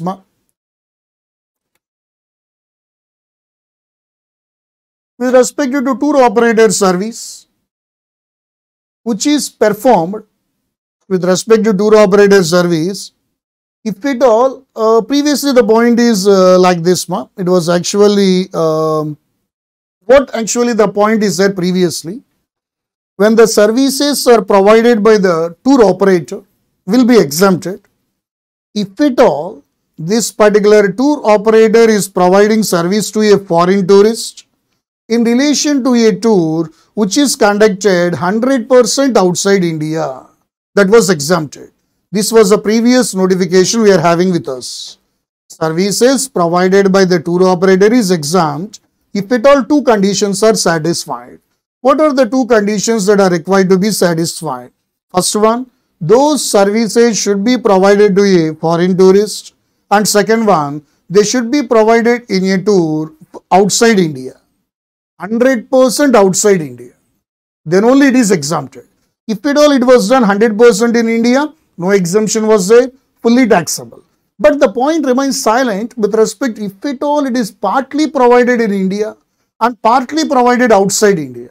Now that particular point was also inserted in this particular amendment, and we will see it now. Okay, ma. So, what is the exemption that was previously there with respect to tour operator service, ma?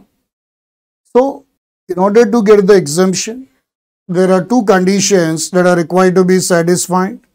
What are the two conditions that are required to be satisfied, ma?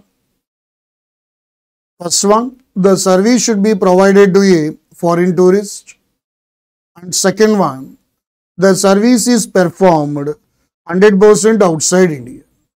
Then only that particular service is exempted. If at all the total service is performed in India, definitely it is taxable. But the exemption was silent with respect to an activity which is performed partly in India and partly outside India. So, in order to cover that particular situation, one clarification was issued. Okay. So, with respect to this point, here the amendment in respect of tour operator service will be, which is performed partly in India and partly outside India and supplied to a foreign tourist to the extent of value of tour operator service which is performed outside India shall be exempt. That means if the tour is performed partly in India and partly outside India, in that case, to the extent of value of the service which is performed outside India shall be exempt. That is the point we need to remember. So, in order to get the exemption, 2 points are needed to be satisfied here also. First one, the service is provided to a foreign tourist. Second one, the service is performed partly in India and partly outside India. But the exemption will be restricted to the extent of value of the tour operator which is performed outside India only. That is the point we need to remember. Okay. The question is here, sir, what is meant by the word foreign tourist? Foreign tourist means the person who is generally not resident in India and he should come to India for non-immigrant purpose and the stay period shall not exceed 6 months. Then that person will be treated as tourist. First point, he should be a non-resident. Second one, should not come to migration purpose to India. Third one, the stay period in India shall not exceed 6 months. If all these points are satisfied, then that particular tourist is known as foreign tourist. Second one, So how to compute the value with respect to this? This is the way how to compute the value. See here, if at all these tour services are provided to Indian tourists, definitely it is fully taxable. If at all it is provided to Indian tourists, it is fully taxable. If at all tour operator services are provided to foreign tourists, tour conducted wholly in India, in that case it is fully taxable. If at all tour is conducted wholly outside India, then 100% it is exempted. And this is a new exemption that is there. Tour conducted partly in India and partly outside India. In that case, exemption is available only for the value of the tour operator service which is performed outside India. Sir, how to compute the value? These lower of these amounts. That is total value of consideration. So, total value of consideration into number of days for which the service is performed outside India divided by total number of days in the tour. Okay. So, the total consideration charged for the entire tour. What is the total value of the consideration? The total consideration charged for the entire tour into number of days for which the tour is performed outside India divided by total number of days comprising the tour. Okay. What is the amount we will get? It should be compared with 50% of the total consideration. In that case, whichever is lower, that will be exempted. Okay. Sir, how to compute the number of days here? While making the above computations, any duration of the time which is more than or equal to 12 hours, one full day will be taken as one full day, and any duration of the time which is less than 12 hours shall be taken as half day.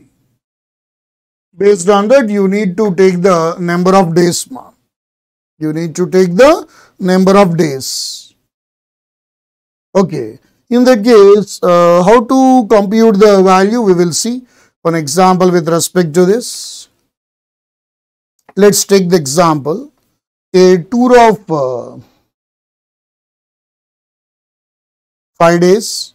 In that, 3 days are in India and 2 days are in, let's say, neighboring state Tibet, or okay, take the example of Nepal. It is there in 2 days in Nepal. And the total consideration is 11 lakhs. Okay. In that case, not 11 lakhs, take it as 1 lakh. 11 lakhs is a difficult one to compute now. So that's why we'll take it as 1 lakh. So in this case, what is the exemption we will get? What is the total contract price, 1 lakh. So in that 1 lakh, what is the maximum percentage you will get? 50,000. This 50,000 should be compared with the total consideration into number of days that is there in outside India, that is 2, divided by total number of days, 5. How much amount we will get here? 40,000. In that, which one is lower? 40,000 will be the exemption and remaining 60,000 will be taxable. Okay, ma? Another example what we can discuss is, let's take the example. We will reverse that particular scenario. Tour of 5 days. In that, 2 days in India and 3 days in Nepal. The total consideration will be 1 lakh rupees. In that case, how much exemption we will get? That is 50% of 1 lakh, that is 50,000 rupees. It should be compared with total contract price into number of days, outside India, 3 divided by 5. It is equal to 60,000. In that case, which one is lower ma? 50,000 will be exempted and remaining 50,000 will be taxable. Okay. This is a way how you need to compute the exemption ma. Okay.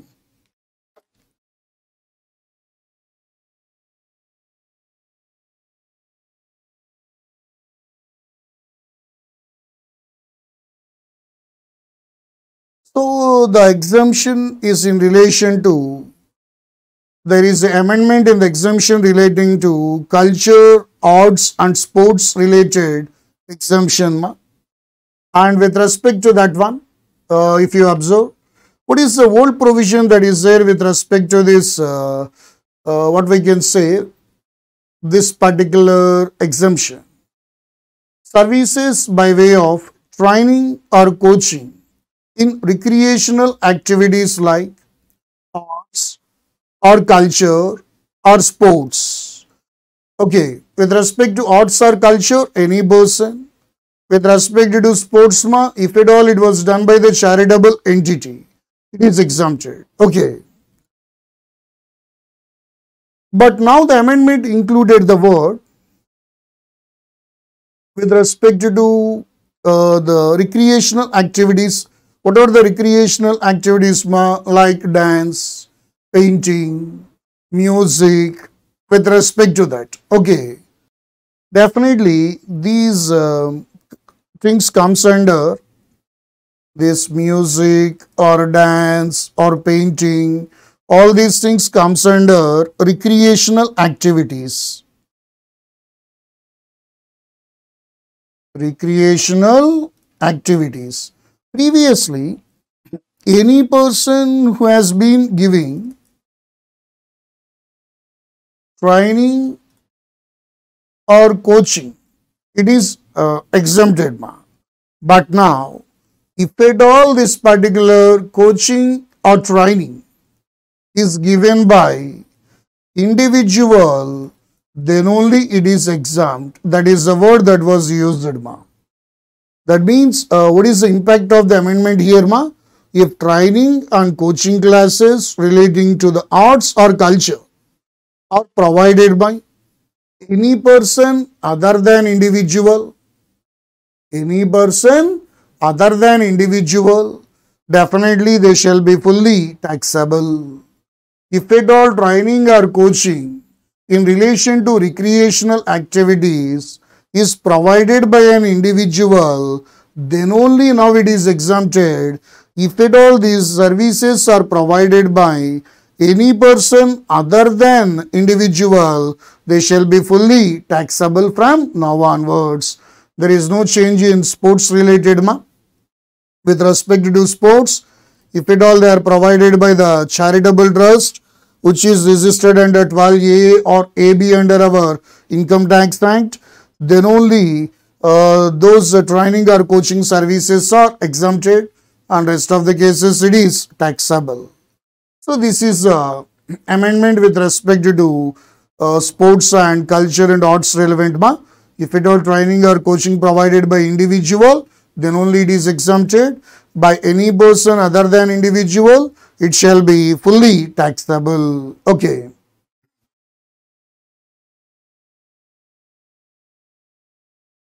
Some clarifications with respect to few exemptions. First one is with respect to schools. What we should remember here. That means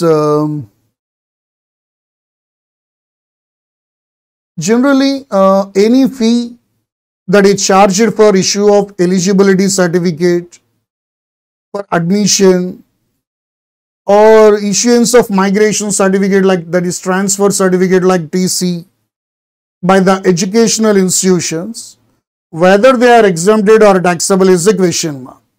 So what is the GST implications on the fee that is charged for giving eligibility certificate or issuance of TC, that is migration certificate, by the educational institutions, Whether they are exempted or taxable is the question here. Generally, whatever the services that are provided by the educational institutions, whatever the services that are provided by the educational institutions to the students, staff, faculty, okay,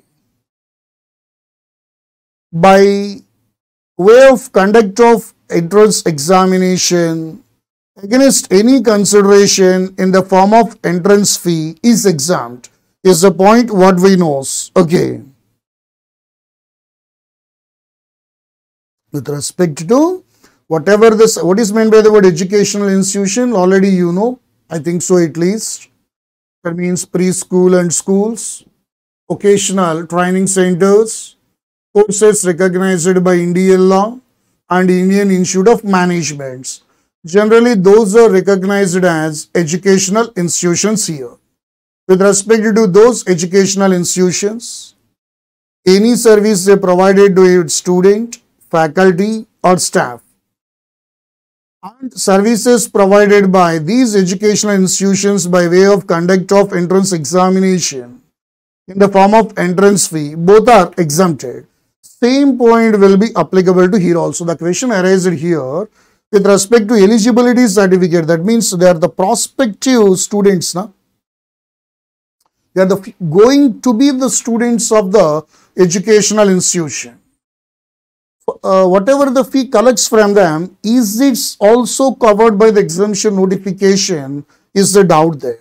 Yes, this exemption is wide enough to cover the fee that is charged from the prospective students also for getting the eligibility certificate, okay, which is needed to them in the process of their admission. So definitely student includes prospective students also. Therefore, that eligibility certificate fee is exempt. There is no need to pay any GST on it. In the same way, what about the migration certificate?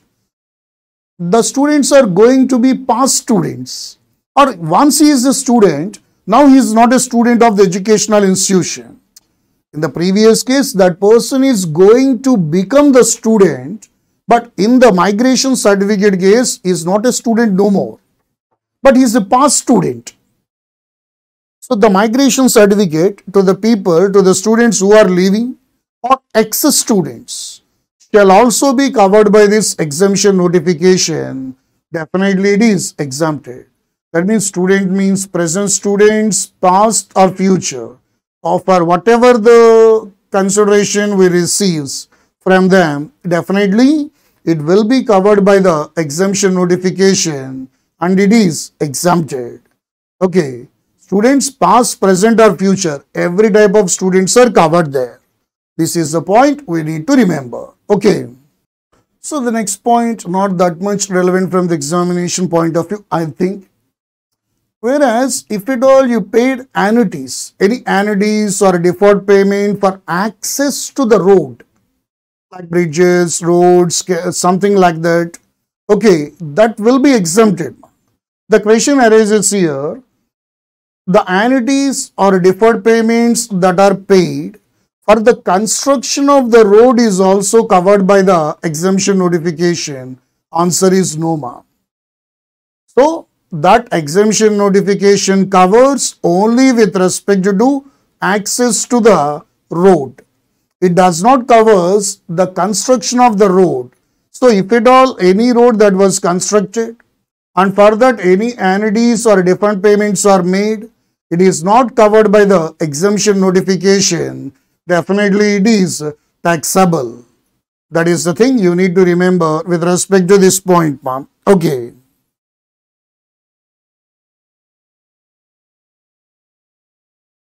The next point is with respect to toll gate charges, ma'am. Sir, what about this toll gate charges here?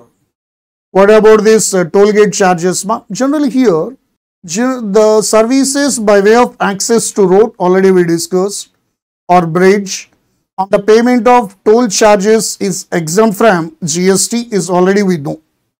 Services by way of access to road or bridge on the payment of toll charges is exempt from GST is the thing already we know. Okay. And with respect to that, the question is here, any additional toll fee that is collected in the form of higher toll charges from the vehicles which are not having the FASTag, whether that one will be covered under the exemption notification or not is the question here.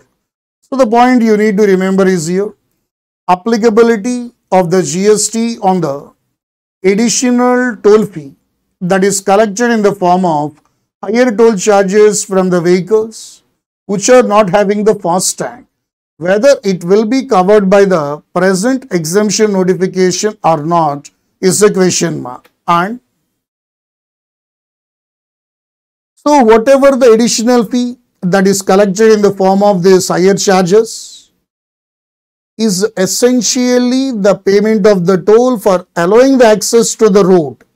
Here, you are not having the FASTag, that's why please pay 100 rupees. If at all you are having the FASTag, please pay 90 rupees. If at all you are having the FASTag, you will pay 90 only. If at all you are having the not having the FASTag, you need to pay 100. Why you need to pay 90 or 100? For access to the road. For access to the road. Definitely, this will be treated as allowing access to the road. It will be covered by the exemption notification. Whatever the higher toll charges that are collected from the vehicles which are not having the FASTags will be covered by the exemption notification. There is no need to pay any GST. That is the point you need to remember.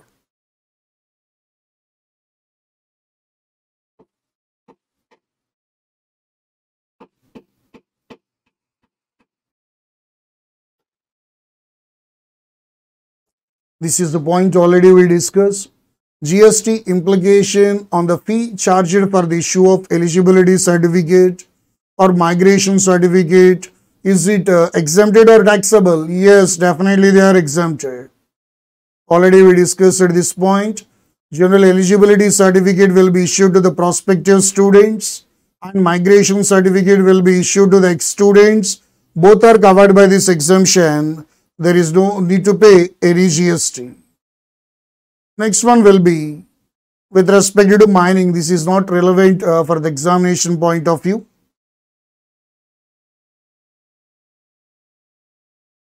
So with respect to this point, generally with respect to this mining, what happens is from this mining pit to the goods, this particular mining items are needed to be taken to the railway track, which can be generally constructed by these mining operators only. So from this particular mine place to this railway track, the goods are needed to be transported. For the transportation of the goods up to this railway track, generally some lorries, tippers or trucks will be given on hire basis to the mining contractor, okay, to the mining contractor. Those lorries, tippers, all these things are made available to the mining contractor. It will be available at his time, and whenever he wants to shift that particular mining items, okay, to the railway track area, these lorries, tippers, trucks will be used, and generally fuel costs will be borne by the mining contractor. The question arises here, whether this particular activity can be covered under GTA services related exemption notification. That means if at all any person who is transporting the goods other than GTA and courier agency is exempt. Any person who is transporting the goods other than GTA or courier agency is exempt. Whether we can claim exemption under this particular category. Here, it is not in relation to the similar service that is provided by GTA. It is purely a renting of motor vehicle. It is a renting of motor vehicle only. So, these type of services are not similar services that are of GTA. Therefore, the exemption cannot be claimed. Therefore, whatever the services that are provided by these lorry owners or somebody else, to this mining contractor will be taxable because it is renting of motor vehicle, which is a supply of service and which is not covered under the exemption notification. Next one will be with respect to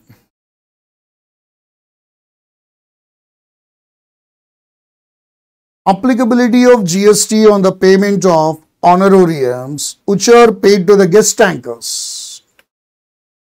Applicability of GST on the payment of honorarium to the guest tankers, whether GST is leviable or not is a question mark. Generally, any services provided by employee to the employer in the course of employment shall not be regarded as supply as per Schedule 3, whether that particular provision can be invoked here. Generally, many TV channels invite the guest tankers for participating in their shows and pays remuneration to them in the form of honorarium. Generally, those guest tankers cannot be treated as employees because they are neither covered under Schedule 3, that is 7 subsection 2, nor it falls under any exemption entry.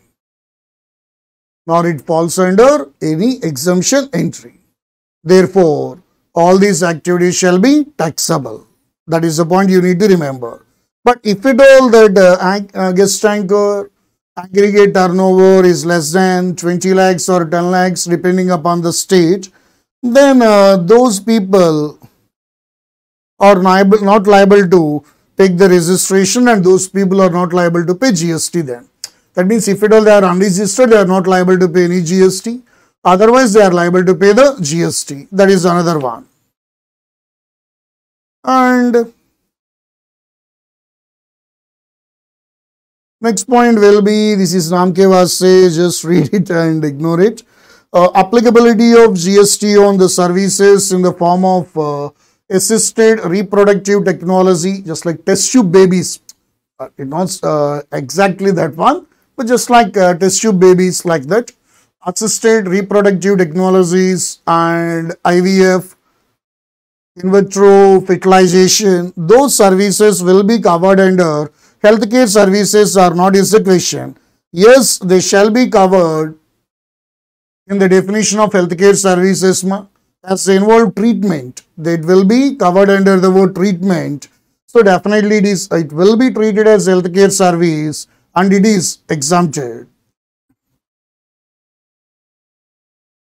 And next one will be applicability of GST on the sale of the land after leveling, laying down drainage lines, etc. Okay, generally sale of the land is not subjected to any GST. But we have taken some land like this, we have made it some development activities there after leveling it and putting some drainage lines, all these things. The question arises, after that the land was sold. The question arises here, that sale of the land is liable to pay GST or not? Answer is, even if the land is sold, after carrying out some development activities, but still it would be treated as sale of the land only. Therefore, GST is not applicable. That is the point we need to remember. Okay. Okay, ma'am. Even if the land is sold after carrying out some development activities, but still it is the sale of land. Therefore, GST will not be applicable. Sir, what about those activities like leveling, laying down of drainage lines? Are they taxable to GST? Yes, they will come under supply of service. Those development activities are liable to GST, but not the sale of the land after those development activities. That is the point you need to remember. And in the same way, with respect to applicability of GST on the tickets of private ferry used for passenger transportation. That means what the point is here? Transportation of the passengers by a public transport other than predominantly for tourism purpose in a ship between the places which are there in India shall be exempt. That is exemption notification point ma. Transportation of the passengers by a public transport other than predominantly for tourism purpose in a ship between the places in India is exempt. The question arises, what about the private ferries? Whether that particular exemption notification is applicable or not is the question here. Yes, definitely the word public transport means it should not be means the transport should be open to the public. It is not actually in relation to ownership. They can be publicly owned or privately owned. But the word public transport means the transport should be open to the general public, which should not be restricted. Okay. Other than which is exclusively used for tourism purpose, definitely what is the position ma? Definitely we can use them. Okay. Sightseeing, food, beverages, music, accommodation, like that. Those things, except those things, the public ferry, which is actually used for passenger transportation, whether it is exempted or not, ma. Yes, definitely it will be covered by the exemption notification. So these are the points what we have discussed with respect to exemptions, ma. Where is exemptions chapter? Already, what are the things we discussed in the classroom are more important from the examination point of view? Those things, remember, that is more than sufficient, ma. Okay. See, postal department, previously 4 activities are taxable, rest of the things are exempted. But now what is the position, ma? Only 4 activities are exempted and rest of the services are taxable. Already we discussed at this point. Based on this, the adjustments are made with respect to postal department areas. And this point also we discussed already. Residential house given for residential purpose to unregistered person, then only it is exempted. If at all it is given on rental basis to a registered person, it is taxable under RCM. And with respect to this point, already we discussed it, ma. Northeast states. What is the point, ma? With respect to that economy, this is a point that was added. In economy classes, then only it is exempted.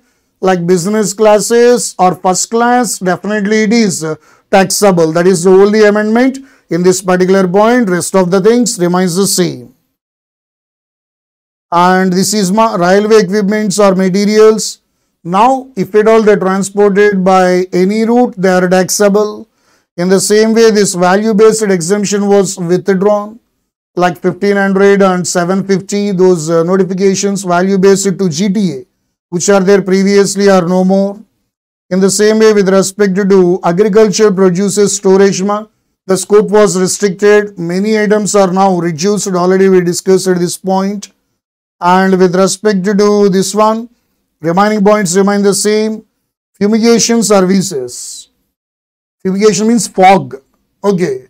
Fumigation services in a warehouse, previously it was exempted, but now it is taxable. And with respect to healthcare sector also, what is the point we have discussed, except these ICU, CCU, ICCU, NICU, rest of the cases, if the room rent is more than 5,000 rupees per day, full amount will be taxable. That is the amendment with respect to that. Already we know that one also. In the same way, with respect to training or coaching services, previously the word individual was not there. Now that was word added. So recreational activities, coaching or training given by individual, it is exempted. Other than individual, it is now taxable. And some new exemptions were introduced, already we know. With respect to postal department, these 4 are exempted, and whatever the rest of the services that are there, definitely they are taxable. And tour operator service, already we discussed at this point also, partly in India, partly outside India. In that case, how much exemption you will get? 50%, or in proportion to the service that is provided outside India, whichever is lower, that amount will be exempted. And how to calculate the number of days? More than 12 will be taken as 1 day, less than 12 it will be taken as half day. And after that, further some examples are there. All these examples also we discussed.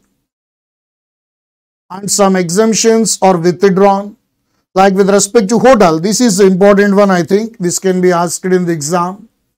Like with respect to hotel, inn, guest house, club, campsite.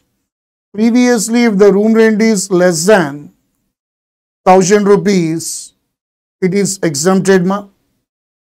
Less than or equal to 1000 rupees, it is exempted. More than that, full amount will be taxable. But now that exemption was now withdrawn. Now whatever the hotel room rent that is there, it is now fully taxable. This one is, I think, important. Rest of the things you can ignore. But we discuss like services provided by RBI, IRDA, SEBI, Food Safeties and Standards Authority to the food operators, services provided by GST network, fumigation, slaughtering of animals. This one is important. This one can also be asked. Stem cell storage banks. When the baby is there in the mother womb, there will be a connecting tube between the baby and the mother to take the food.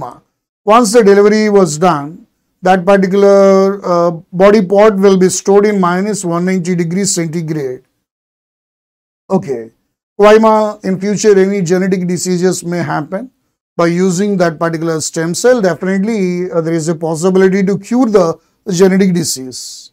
That's why the stem cell storage banks will be there. Previously they are exempted, but now they are taxable. And this point also we discussed. Common biomedical waste treatment services to hospitals. They are not having direct nexus with the patients now. That's why they are not treated as healthcare services, these two cases. Therefore, what is the position?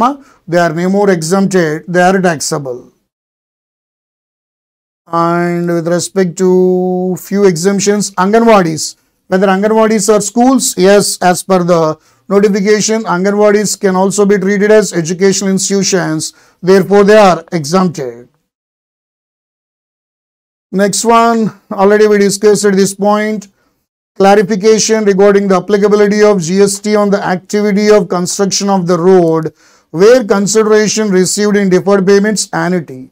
Exemption is with respect to access to the road. Access to the road.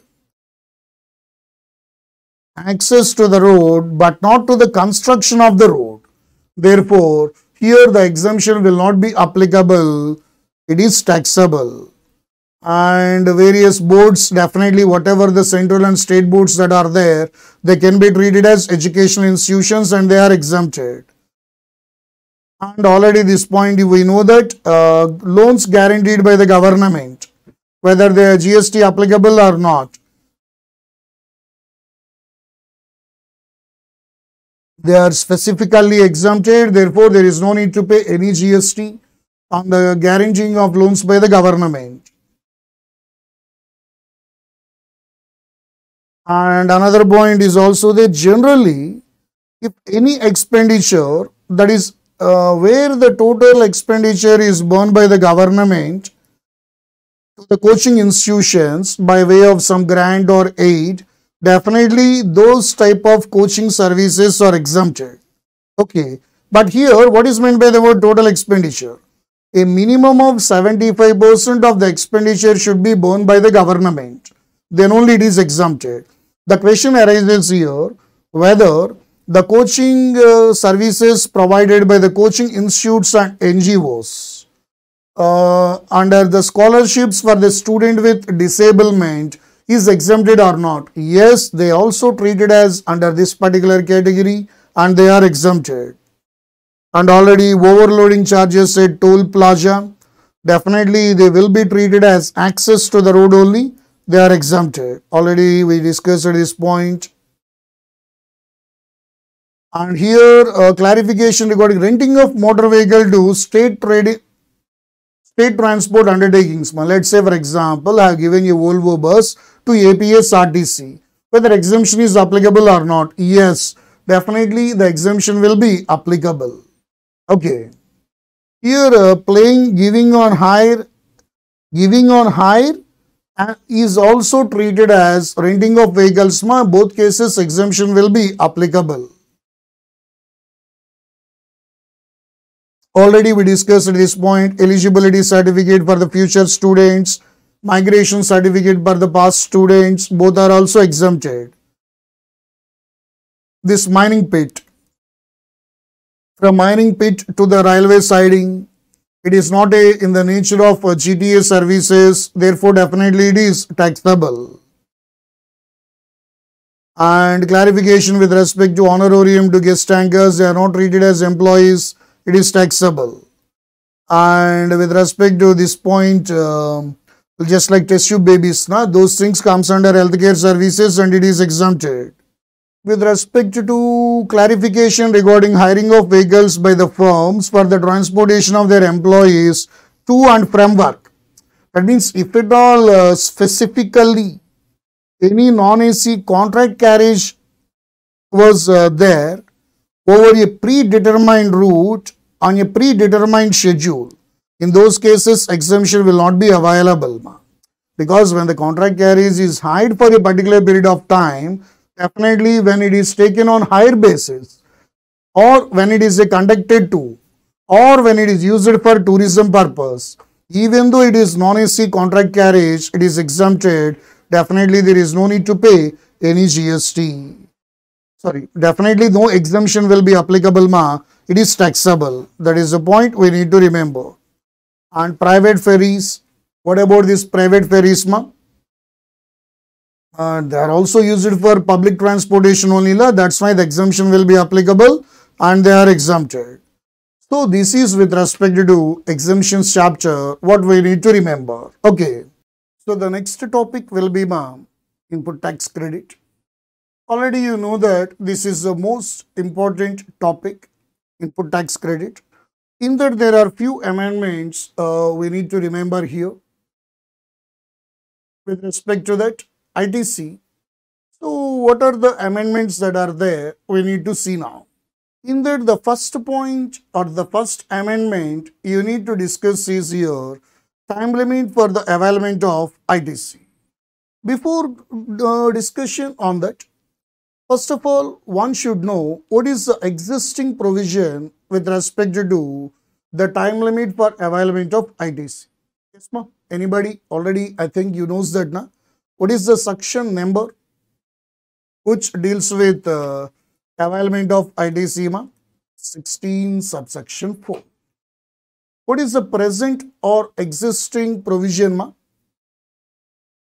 With respect to ITC on the invoices relating to a financial year, invoices as well as debit notes that are issued in any financial year.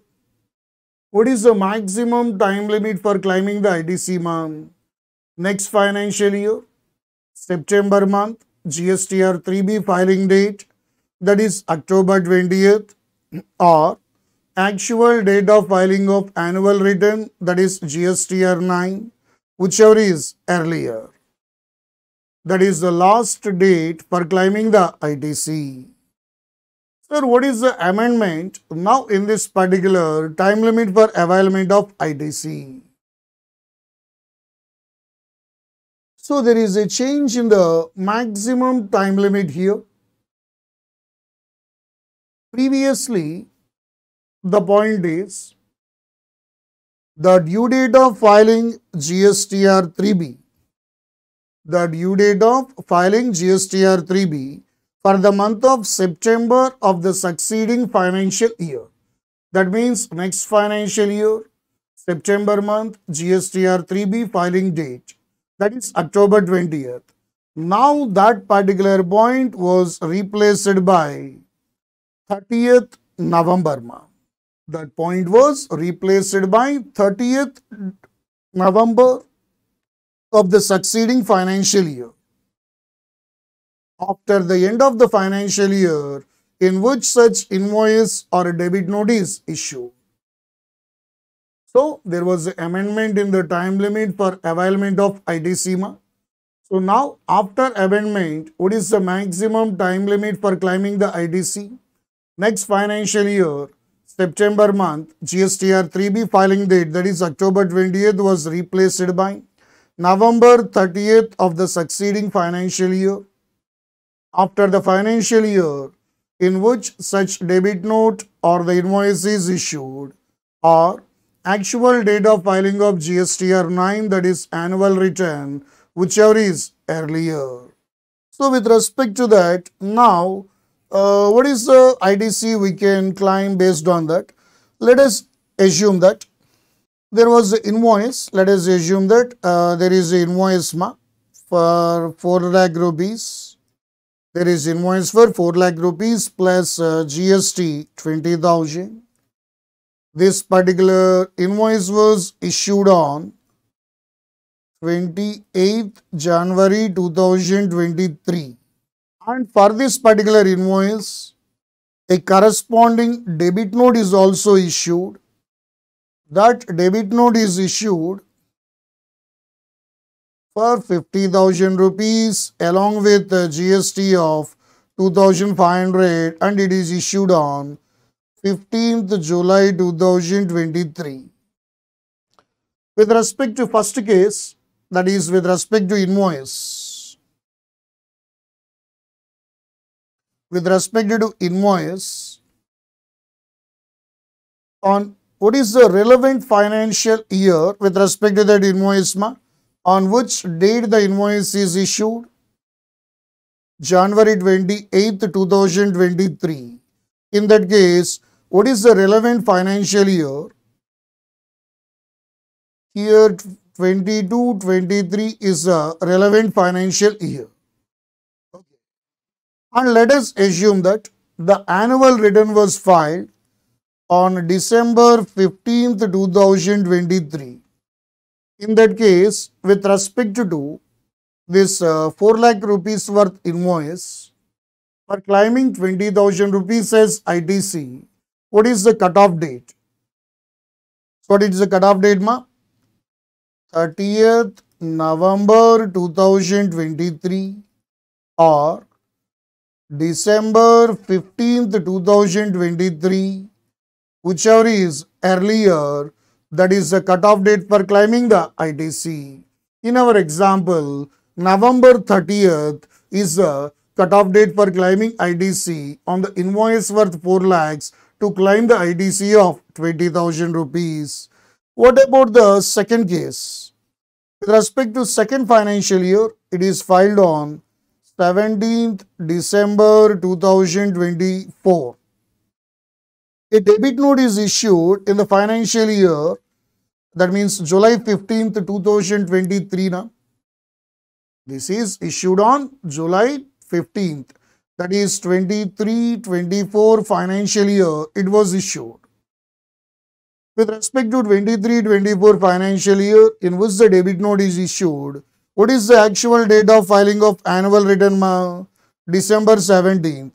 So, November 30th, 2024 or 17th December 2024, whichever is earlier, November 30th.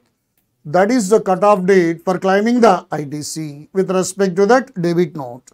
So this is a amendment that is there with respect to time limit for availing the ITC. That is the point we need to remember. Okay.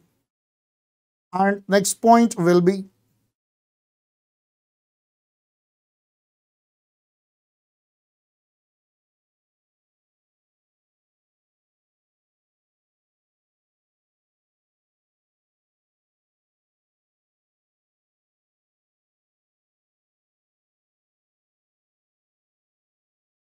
so additional conditions were introduced in section 16 subsection 2 that needs to be satisfied before ITC can be availed by the recipient.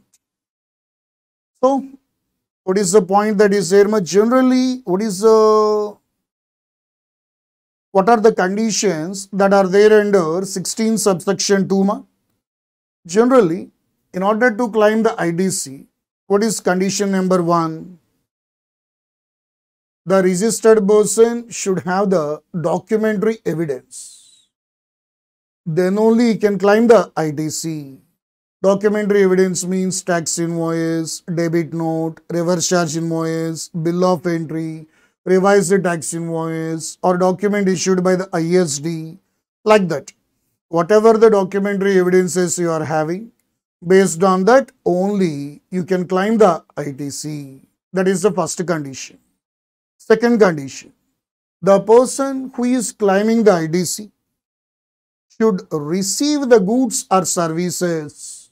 Then only he can claim the ITC. So, in order to claim the ITC, what is the condition, ma? Definitely those goods or services should be received. That is the second condition. And the third condition will be supplier has to pay the GST to the government. Okay.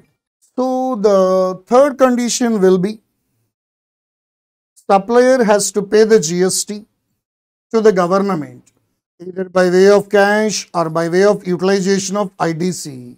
Then only the recipient will get the IDC. That is the third condition. And the fourth condition is recipient has filed GSTR 3B. And along with that, fifth condition is also there, which is prescribed under rule number 36(4). That means the invoice details should be furnished by the supplier in his GSTR 1. Those supplies should be communicated to the recipient in GSTR 2B. Then only the recipient can claim the ITC.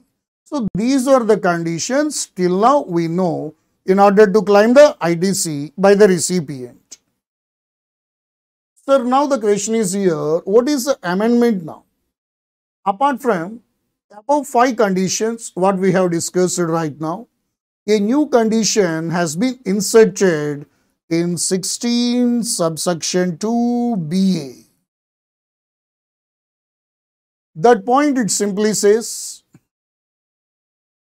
in respect of the supply received, the details of ITC communicated to the registered recipient under section 38 in the form of GSTR 2B has not been restricted. What is the point there, ma, here? That means ITC with respect to a supply communicated in GSTR 2B shall be availed by the registered person only if it has not been restricted. That is the condition. And this point is actually not relevant from the examination point of view or something like that. Ignore. This is the main point you need to remember. Okay. In order to claim the ITC with respect to the supply communicated in GSTR 2B shall be availed by the registered person only if it has not been restricted. That means the restrictions will be specified under section 38. So, here if you observe this particular amendment, GSTR 2B will be divided in two parts. One is in 2B you can claim the IDC that is eligible, and second one that one will be there which is a restricted one. Okay. So, you cannot claim the IDC if at all that IDC is reflected in restricted part of 2B. So, when this particular points you should remember when they are restricted or not. For that, you need to know the section 38. So, that means if at all the conditions that are there under section 38 are attracted, then your IDC will be restricted in GSTR 2B. That is the logic. So, if section 38 situations are attracted, in those cases, what is the position, ma? Definitely your IDC will be restricted in GSTR 2B. That is the point. Okay. Sir, what are the corresponding amendments that are there in section 38 with respect to that? Okay. So, Till now, what does section 38 deals with? 38 currently prescribes that what is the information that will be made available in GSTR 2B. Generally, what does section 38 deals with? What should be the information that will be available in form number GSTR 2B? Generally, what is the information that will be there in GSTR 2B? What are the outward supplies that are furnished by the supplier in his GSTR 1? Okay, based on that, it is an auto-generated statement which contains the ITC. This is the statement, this is the point that is there in section 38.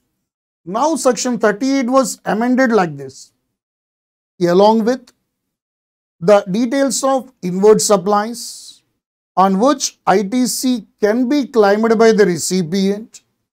Its second part now will be there under GSTR 2B, which says that the details of supplies in respect of which such credit cannot be availed, whether wholly or partly, if at all some conditions are attracted which are specified in section 38.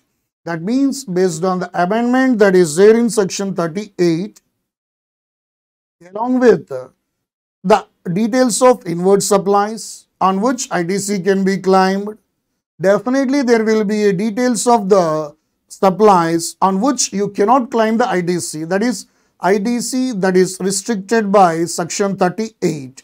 If at all the conditions that are prescribed in section 38 are attracted. Sir, what can be the conditions that are specified under section 38? First one, the supplier has obtained registration. That means the supplier has obtained the registration by not following any rules or something like that. The supplier has defaulted in payment of the tax. And supplier declares the supplies in GSTR 1, which is more than GSTR 3B outward supplies of the supplier. Whereas the supplier wrongfully avails any ITC, and if the supplier does not follow rule number 86B. If you observe all these points, there is no fault on the part of the recipient. If the supplier fails to do something, then recipient is not allowed to take the ITC. This is something strange.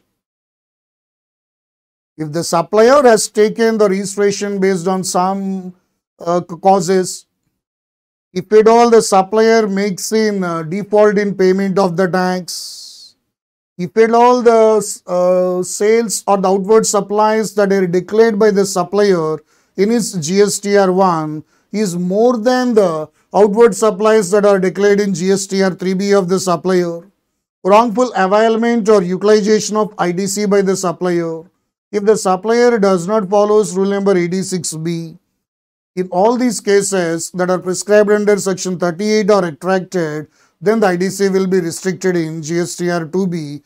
That ITC cannot be claimed. Generally, the main motto of this particular amendment is, if the supplier makes certain defaults, then ITC of the recipient shall be restricted. But what is the time period? What are the threshold limits? All these points are actually yet to be notified. So only for the theory purpose this point is there, but practically this particular provision will remain ineffective right now, because what is the time limit and for how much amount it exceeds, all these points are needed to be noted. So till those particular limits or the time limits are not notified, these provisions will be ineffective. That is the point you should remember. Okay. And the next point will be,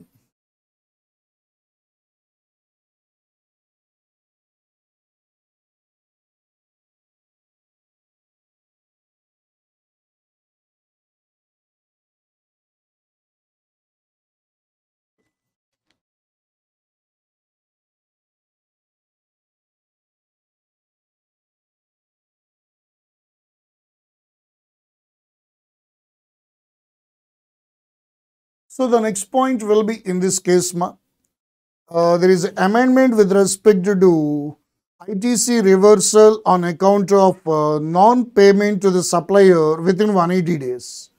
So before going to discuss about amendment, one need to know what is the existing provision.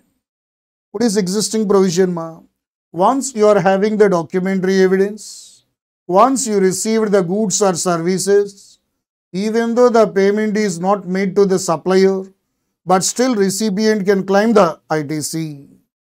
But from the date of invoice, within 180 days, the recipient has to make the payment to the supplier.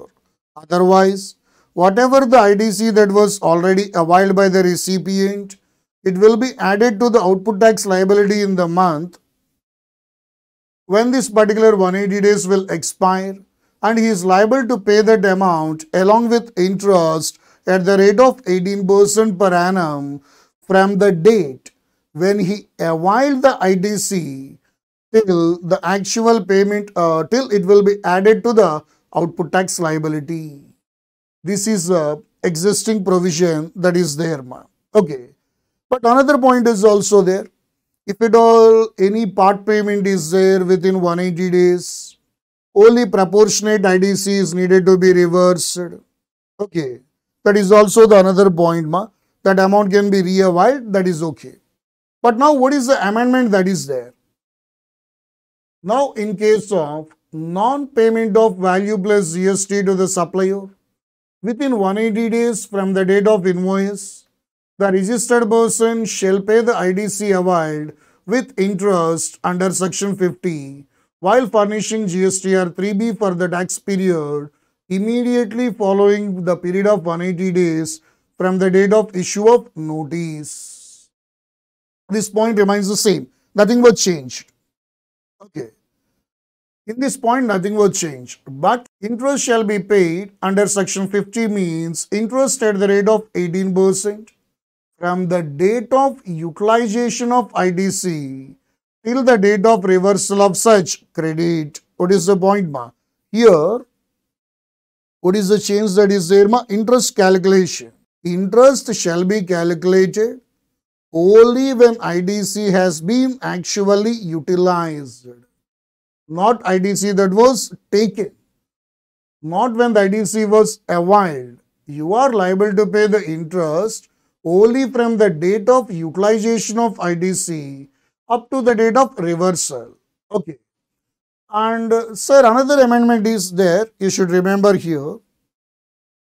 Even if the part payment of consideration has been made within 180 days from the date of invoice, still entire ITC is needed to be reversed. Previously, what is the point, ma? Only proportionate ITC is needed to be reversed. But now, the change, that means the amendment that is there is, even if the part payment of consideration was made within 180 days time limit, but still, entire amount of ITC has needed to be reversed. That is the point you need to remember. Okay. But subsequently, when the payment is made to the supplier, but again you can, whatever the ITC that was reversed, it can be reavailed. And as usual, the time period that is specified under 16.4 will not be applicable for reavailment. Remaining points remains the same. So what is this amendment we need to see now? A Limited sold the goods to P Limited, ma. And the goods value is 1 lakh rupees and GST amount is 18,000. Okay. And with respect to that, the date of invoice is November 12th, 2022. And the date when ITC was claimed will be, let us take 15th November 2022, and some part payment was made. Part payment, that is some 29,500 on 11th March 2023 was made, and the balance amount of 88,500 was made on 15th September 2023. Okay. So, whereas with respect to first case, what is the date of invoice, ma? November 12th, 2022. So, with respect to that, what is the date of availment of IDC, ma? On November 15th. So, here if you observe here, IDC was claimed on November 15th, ma, because the goods are received. That means even though no payment of the invoice was made, but still what we can do, ma, definitely we can claim the IDC. On which date 180 days will expire from the date of invoice, ma? So 12/11/2022, 6 months. When this particular will be expired, ma? 11 May 2023. Definitely 6 months will expire. So with respect to June month, so with 6 months will expire in the month of May. So with respect to June month, return is needed to be filed. Na? In that case, what is the position we need to see? Here, before amendment, what is the position? First, we will see that. Ma. How much amount that is needed to be added to the output tax value with respect to June month? What is the total amount? 18,000 into what is the amount that is paid before that particular date, ma? 29,500 inclusive of GST. Na? So that means what is the amount? It is 1,18,000 minus 29,500. What is the amount we will get, ma'am? 1,18,000 minus 29,500. That means 88,500 is the remaining amount. So therefore 88,500 by 1,18,000. How much amount we will get, ma, here? 13,500. This 13,500 is only needed to be reversed along with interest. Therefore, 13,500 into 18% into which period you need to pay the interest, ma? Here, from which date the IDC was availed, from that particular date, you are liable to pay the interest. Okay. But now, what is the point here is, once after this amendment, even though the part payment was made, but still total IDC is needed to be reversed. Therefore, instead of 13,500, now you need to reverse total 18,000 IDC. Okay. But whereas while computing the interest on this 18,000 into 18%, into you need to calculate the IDC from the date of utilization of IDC. Utilization of IDC up to the date of payment with respect to this, with respect to June when you will pay ma 20th of July. Up to this particular date, you are liable to pay the interest. Okay, this is the point you need to remember. Whereas with respect to the prior to the amendment, only proportionate IDC is needed to be reversed. So that proportionate IDC, 18% interest will be there. But from the date when that particular IDC, okay, with respect to November month, that IDC was taken, that means from December 20th, 2022 onwards, until you paid the amount, okay, that is 7/20, that means July 20th, 2023, you are liable to pay the interest, whereas before amendment. But after amendment, you are liable to pay the interest only from the date of utilization. It was not given in the problem, in our example, what we mean to say. So therefore, 18,000 into 18% into from the date of utilization till the date of payment, only you are liable to pay the interest. That is the point you need to remember. But reversal amount will differ. Whereas before amendment, only proportionate IDC is needed to be reversed. But now, the total IDC is needed to be reversed.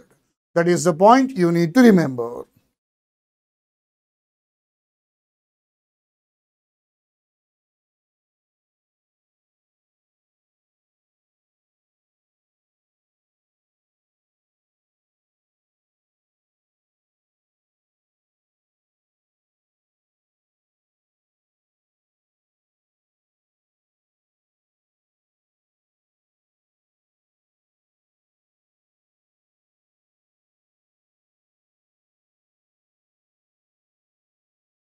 That means whereas previously section 41 was there, which deals with first initially IDC will be given on a provisional basis. Later on, when the recipient files a GSTR 3B, his IDC will be confirmed. Like that, the point was there. But now, a person shall be entitled to avail the IDC on self-assessment basis in his return. Okay, based on the GSTR 2B that is generated, you need to file the GSTR 3B. Then the amount will be credited to the electronic credit ledger on a final basis and not on a provisional basis, which was earlier. Okay, so when the supplier uploads the details in GSTR 1, automatically they will be reflected in GSTR 2B of the recipient. When they are reflected in the GSTR 2B of the recipient, in that case, definitely you can claim the IDC. But even though they are actually uploaded in GSTR 1, the tax has not been paid by the supplier. In that case, what is the position? What was the IDC that was claimed previously? It should be reversed along with interest. That is the point we need to remember. In the same way, later on when the supplier makes the payment to the government, definitely you can re-avail the IDC. But whereas the reversal and re-availment, actually those were prescribed, but government is yet to prescribe the rules how to implement it. Till down it is only Namke Vasa, it will be there on the paper. Okay. The simple concept is previously IDC is allowed on provisional basis. Now it is allowed as a final basis. But later on when the supplier fails to pay that, you need to reverse the amount along with interest. That is the simple point. Okay.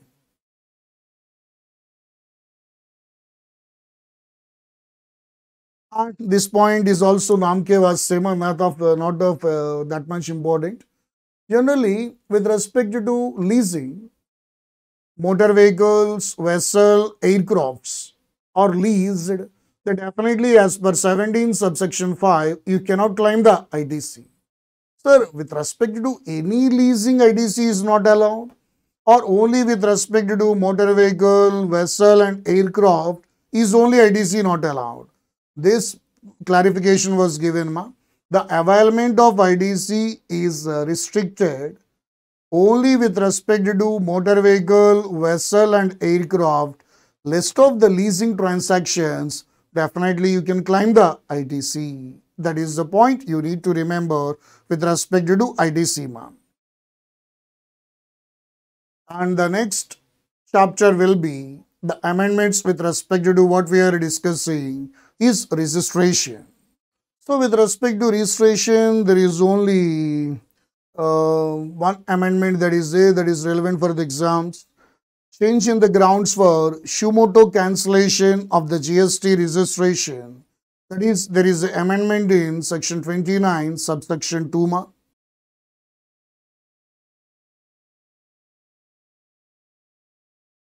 So what is the point that is there? What does 29 subsection 2 deals with? It deals with various grounds and the defaults. If at all the registered person has incurred, then department can proceed with Shumoto cancellation of GST registration by issuing show cause notice. Okay. But whereas with respect to that point, in 29 subsection 2 cases, a composition dealer, what is the old provision is, a composition dealer has not furnished the returns for 3 consecutive tax periods. Generally, it will be like 3 quarters, something like that. But now what is the point, ma'am? It was amended that a composition dealer, if GSTR 4 has not been furnished beyond 3 months from the due date, then definitely his RC can be cancelled. Sir, what is the logic of this amendment there? Before, that means earlier, GSTR 4 has to be filed on a quarterly basis. Okay. Therefore, what is the point that is there under the old provision? It is good. Because if the composition dealer has made default of filing GSTR 4 for continuous 3 quarters, it may lead to cancellation of your RC.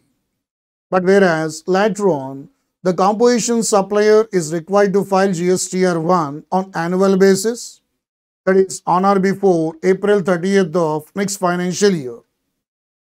And you need to file CMP 08, which is a statement at the time of tax payment. So definitely now the old provision is irrelevant now. That's why section 29 now amended that if the composition supplier fails to furnish the GSTR4,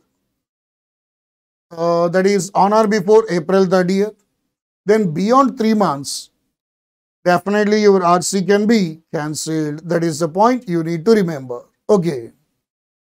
And in the same way, a registered person other than composition dealer who is filing the returns on a quarterly basis, that is under QRMP scheme.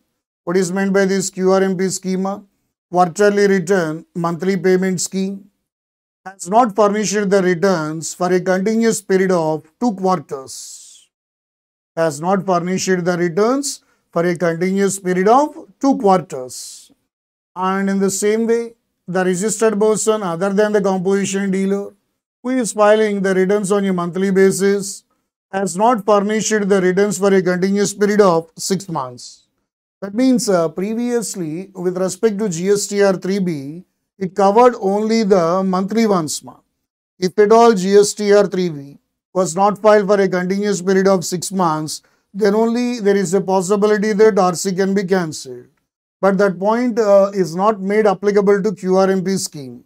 But now the QRMP taxpayers, if at all they have made default in furnishing GSTR 3B for continuous 2 quarters, if at all you are a non-QRMP taxpayer, then you made the default of filing GSTR 3B for a continuous 6 months period of time, then your RC can be cancelled by the department. These are the points that are there under registration you need to remember.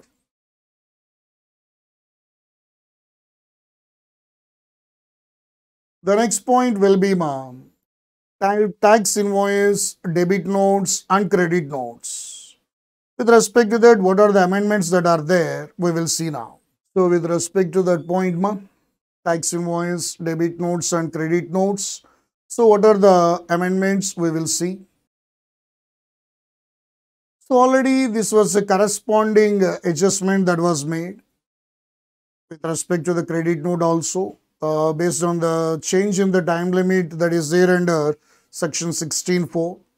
So the maximum time limit for reporting a credit note will be 30th November of the next financial year or actual date of filing of annual return, whichever is earlier. Actual date of filing of annual return, whichever is earlier. Okay. And another amendment that is there is e-invoicing. Whereas with respect to e-invoicing, there is a change in the threshold limit. Previously, the threshold limit was 20 crores. Now that particular threshold limit of 20 crores was reduced to 10 crores.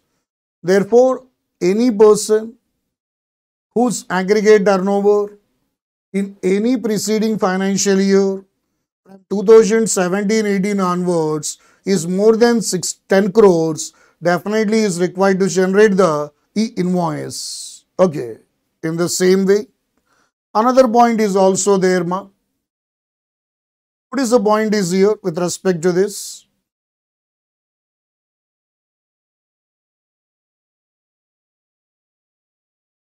There should be a declaration on the invoice. There should be a declaration on the invoice. That means in case of a registered person whose aggregate turnover in any preceding financial year from 17-18 onwards exceeds 10 crores, but he did not issue or follow the invoice procedure, then he should make a declaration on the invoice that means what some cases, some exceptions will be there now. That means when your aggregate turnover exceeds a specified limit, but still you are not required to issue the invoice, like special economic zone units, banks, financial institutions, NBFCs, GTAs, passenger transportation service, multiplex movie theaters, local department, government department, local authority, government agencies, like that. Okay. Those people are required to make a declaration that they are not required to issue the invoice as per that particular provision. That means a declaration should be made. This is the point you should remember with respect to this point. Okay. And the next point is with respect to payment of the tax. So there are few, actually the major amendment will be interest computation only in this. So with respect to payment of the tax,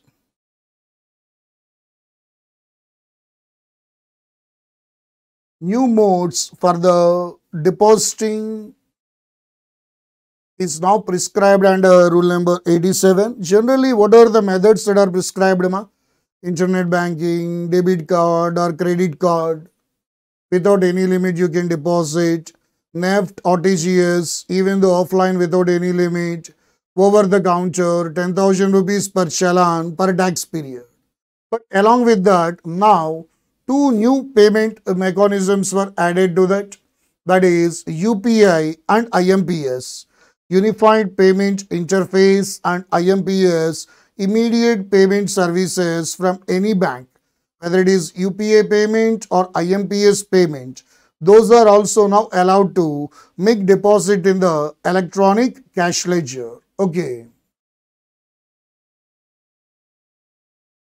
So based on this, now what is the total story here, The mode of payment, if at all it is a online mode, like internet banking, debit card or credit card, UPI, IMPS, without any limit, you can deposit in electronic cash ledger. With respect to offline mode, NEFT and RTGS without any limit. And over the counter, the maximum limit will be 10,000 rupees per challan per tax period. Okay, that is amendment you need to remember. And the next point will be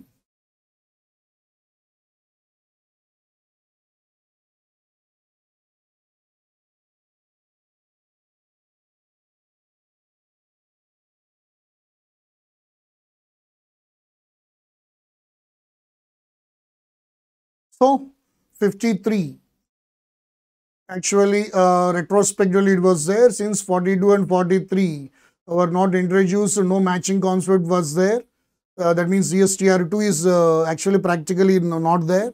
Therefore, the matching concept under 42, 43 will not be there, that's why this particular section 50, in that wrong availment and utilization of ITC, how to compute the interest, that was actually modified, So we need to see it now. Generally, section 50 covers three cases, Case 1, when the person is liable to pay the GST but fails to pay that, whether in full or part. In those cases, interest is payable. Second case, when you claim excess ITC. Third case, when there is excess reduction of output tax liability by the supplier. Practically, the ITC reconciliation procedure was not there. Therefore, last 2 points are actually not relevant. Only case 1, that is non-payment or short payment, is only practically operative. Okay. So generally, the practical issues that are there with respect to this point is, in case the ITC is wrongly claimed by the registered person, and later on reversed by him. Reversed by him means by the way of addition of output tax liability or through the reduction of the ITC in his GSTR 3B. In that case, interest will be computed at the rate of 18% only. But the problem is here, ITC was wrongly availed by that particular person, but still it is not utilized.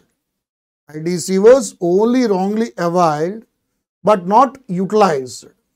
In that case, what is the position, But it was still there in the electronic credit ledger of the registered person. it was not used or utilized, there is no loss caused to the government there. The question arises here, in that case also, are we liable to pay the interest? So that question is needed to be answered, and it was answered also in the amendment. And in the same way, if IDC was wrongly availed with respect to a month, with respect to, let's take the example of June. With respect to June GSTR 3B, it is required to be filed on July 20th month. In that particular month, IDC was wrongly availed. But this particular IDC was utilized in the month of Feb. So with respect to Feb, March 20th is the due date.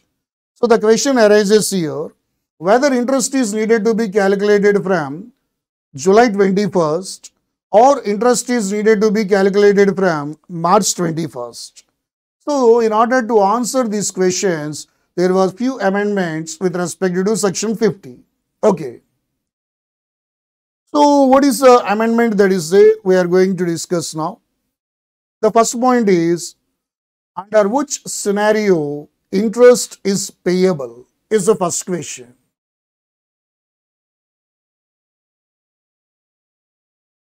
So here, under which scenario interest is payable, ma?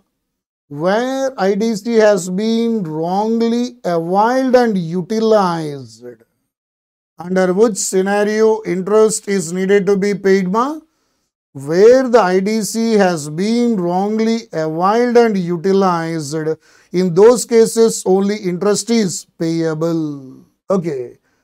So, in other words, if at all IDC is only availed wrongly, but still it is not utilized, then no interest is needed to be paid. That is the point you should remember. Okay. Now, what is the scenario under which interest is payable, ma? When IDC has been wrongly availed and utilized, then only you are liable to pay the interest. Okay.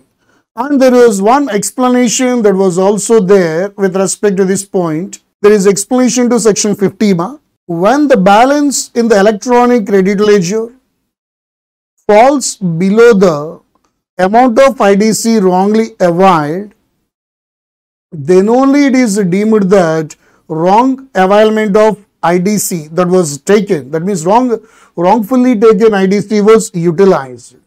But that too, how much shortfall that is there, up to that extent only you are liable to pay the interest. For your kind information, ma, even though the rate of interest that is specified in the Act is 24 with respect to that, but practically it is inoperative, therefore 18% will be applicable. But in our masterminds material we have given 24% rate of interest, ma, because which is there actually in that particular section. But that 24% is not practically operative because some others are actually following 24%. So that's why we assumed it to be 24%, ma. But while doing the computations in the exam, that 24% is needed to be replaced by 18% because 24% is not inoperative. Only 18% is the rate of interest that should be applicable. Okay, I will show you where do you adjust the 24 to 18% later on. Wait a minute. So, what is the rate of interest, ma? 18%. Although the section allows maximum 24% interest, but currently only 18% rate is notified. Therefore, what is the rate of interest, ma? 18%. When it is needed to be paid? When the balance in the electronic credit ledger falls below the amount of IDC wrongly availed. Okay, sir, how to compute this particular interest? Interest is to be calculated on the amount of IDC wrongfully availed and utilized. Okay, from which period you need to pay the interest? Starting from the date of utilization of such wrongly availed IDC. That means starting from the date of utilization of such wrongly availed IDC till the date of reversal, you are required to pay the interest. Okay. Whereas if the utilization is with respect to furnishing of any return under section 39, in that case, the due date or the actual date, whichever is earlier, from that particular date is deemed to be the date of utilization. Whereas with respect to other cases, that means any notices were issued under 73, 74, because of that, there was a debit in the electronic credit ledger. In those cases, the date when there is a debit in the electronic credit ledger, from that particular date, interest is needed to be calculated. Okay, ma'am. So this is the point you need to remember. Circumstances in which interest is payable when the supplies has been declared in GST 3B, that is GST 3B filed before any proceedings under 73 or 74, but tax payment was delayed. In those cases, interest is needed to be computed on net amount, that is after adjusting the ITC.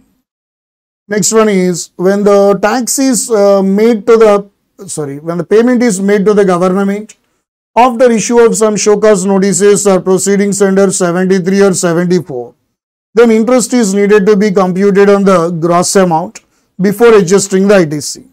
Okay. The next point is, that is the new point, what you should remember is in this case, where ITC has been wrongly availed and utilized, interest is chargeable at the time of reversal of ITC. From which date interest is needed to be calculated? From the date of wrongful utilization of ITC till it is reversed, you are required to pay the interest. Okay. Sir, when ITC is deemed to be wrongly availed or utilized, when your electronic credit ledger balance falls below the amount of ITC wrongly availed, then only it is deemed that it was used, and how much shortfall that is there, on that shortfall you are liable to pay the interest. Okay. But whereas that debit balance occurred due to the filing of the GST return, then the actual date of filing the GST return or due date, whichever is earlier, that is the date deemed to be the date of utilization of ITC. Whereas if any debit occurred due to 73 or 74 or some demand proceedings apart from return filing, then the date when the debit created, that date is deemed to be the date of utilization of ITC. That is the point we need to remember. Okay.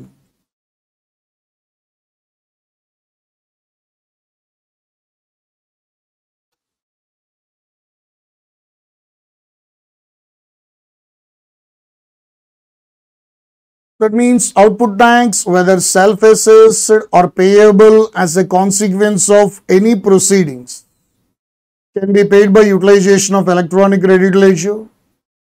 And already output tax, that means what is the output tax, whether it is self-assessed one or payable as per 73 or 74. In both cases, the balance of ITC can be used. That means the balance of ITC not only used for making the self-assessed payment tax, even the tax demanded can also be paid by using the ITC balance. In the same way, electronic credit ledger cannot be used for making payment of the tax which is payable under RCM. Already we know that. While paying GST under RCM, always pay by cash only. That is the point you need to remember. Okay. And next one. E-credit ledger cannot be used for making payment of interest, penalty, late fee or any other amount payable. Already we know that it can be used only for the payment of tax. And in the same way, electronic credit ledger cannot be used for the payment of erroneous refund sanctioned to the taxpayer where such refund was sanctioned in cash. If at all any refund is granted to you by way of cash, then your ITC balance cannot be used to refund that particular amount. It should be done in cash only through electronic cash ledger. And e-cash ledger may be used for making any payment towards the tax, interest, penalty or any other amount payable. That means the cash balance can be used to pay any amount in relation to GST. That is the point. Okay, ma, with respect to the topics that are there in the material, what we have discussed is with respect to this topic, ma. Like generally what we have discussed is here, conditions for claiming the IDC. With respect to conditions for claiming the IDC, what is the position, ma? Some one additional condition was added, that means as per section 38. What is the condition that is there as per section 38, ma? With respect to that section 38, what is the condition that is there, ma? If at all the conditions that are there under section 38 are retracted, then definitely what is the position, ma? The IDC will be restricted and you cannot claim the IDC. That is the point what we have discussed. And there is a change in the time limit. That is also what we have discussed. Now the IDC claiming time limit will be November 30th or the date of annual return, whichever is earlier. And 36.4, what is 36.4 year amendment, ma? Along with invoices or debit notes also, they should be declared by the supplier in his GSTR 1 or relevant documents, and they should be reflected in GSTR 2B. Then only you can claim the IDC. And in the same way, with respect to this one, while computing the eligibility time limit for the debit note, we should take the year in which the debit note is issued, not the year when the invoice is issued. And already we discussed at this point also, this leasing of motor vehicle, vessels and aircrafts. With respect to them, only IDC is blocked, ma. Whereas rest of the cases, the leasing transactions, definitely you can claim the IDC. Okay. And with respect to that,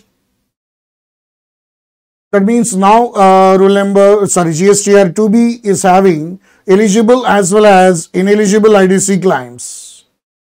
And after that we discussed regarding the registration, ma. Whereas with respect to registration, what is the point? Fly ash bricks related concept, already we completed 90%, that was removed. And after that, what is the point that is there, ma? 29 subsection 2, already we discussed at this point also. GSTR 4 is needed to be filed on April 30th of next financial year. If at all it was not filed from the due date within 3 months, then RC can be cancelled.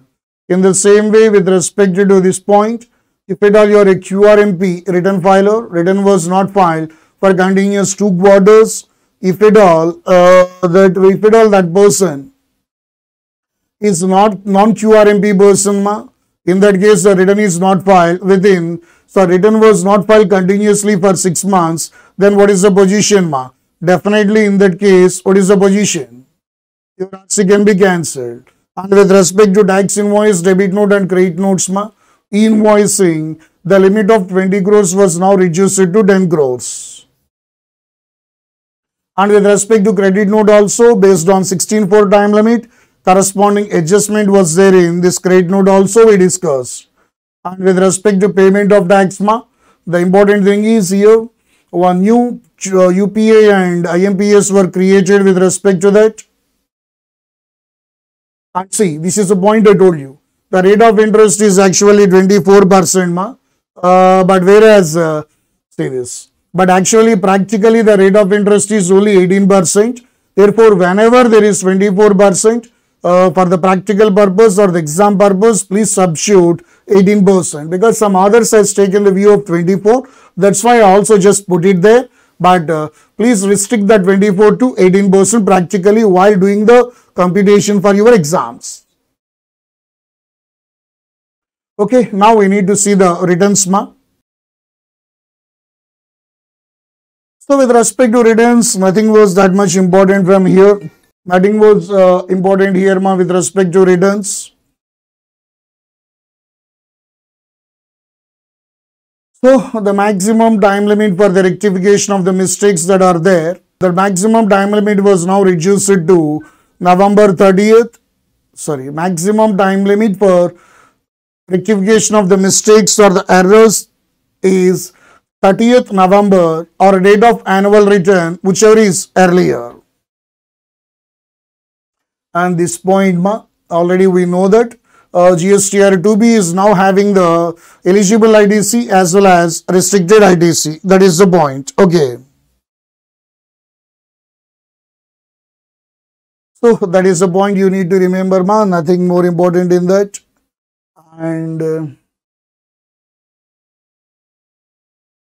That means the previous, only after filing the previous month GSTR 1, then only you are able to file the current month GSTR 1. But the government can give exemption with respect to that. Okay. And after that, GSTR 2 previously was there, now it was 100% omitted. Now GSTR 2B is having two types. One is details of the inward supplies on which you can take the IDC, that is eligible IDC, as well as it will contain the details on which you cannot claim the IDC, that is restricted IDC. And after that, with respect to NRDP, what is the previous due date? Next month 20th, or from the date when the RC is expired, 7 days, whichever is earlier. That is the point. Now that 20 was replaced by 30. So 13th day after the end of the calendar month, or from the date when RC was expired, within 7 days, GSTR 5 is needed to be filed by this NRDP. The next point is, whereas with respect to QRMP taxpayers, they are actually eligible to make the payment either by fixed sum method or by what we can call it as self-assessment method. Previously, the power to pay the amount under fixed sum was given by section 148. Now it was shifted to section 39(7). Nothing new in that. Whereas previously the power was derived from section 148, which is a miscellaneous one. Now it is the specific one, 39(7). That is the point. Okay. And same point, if at all there are any mistakes in GSTR 3B, they can be rectified on or before November 30th of the financial year or date of filing of annual return, whichever is earlier.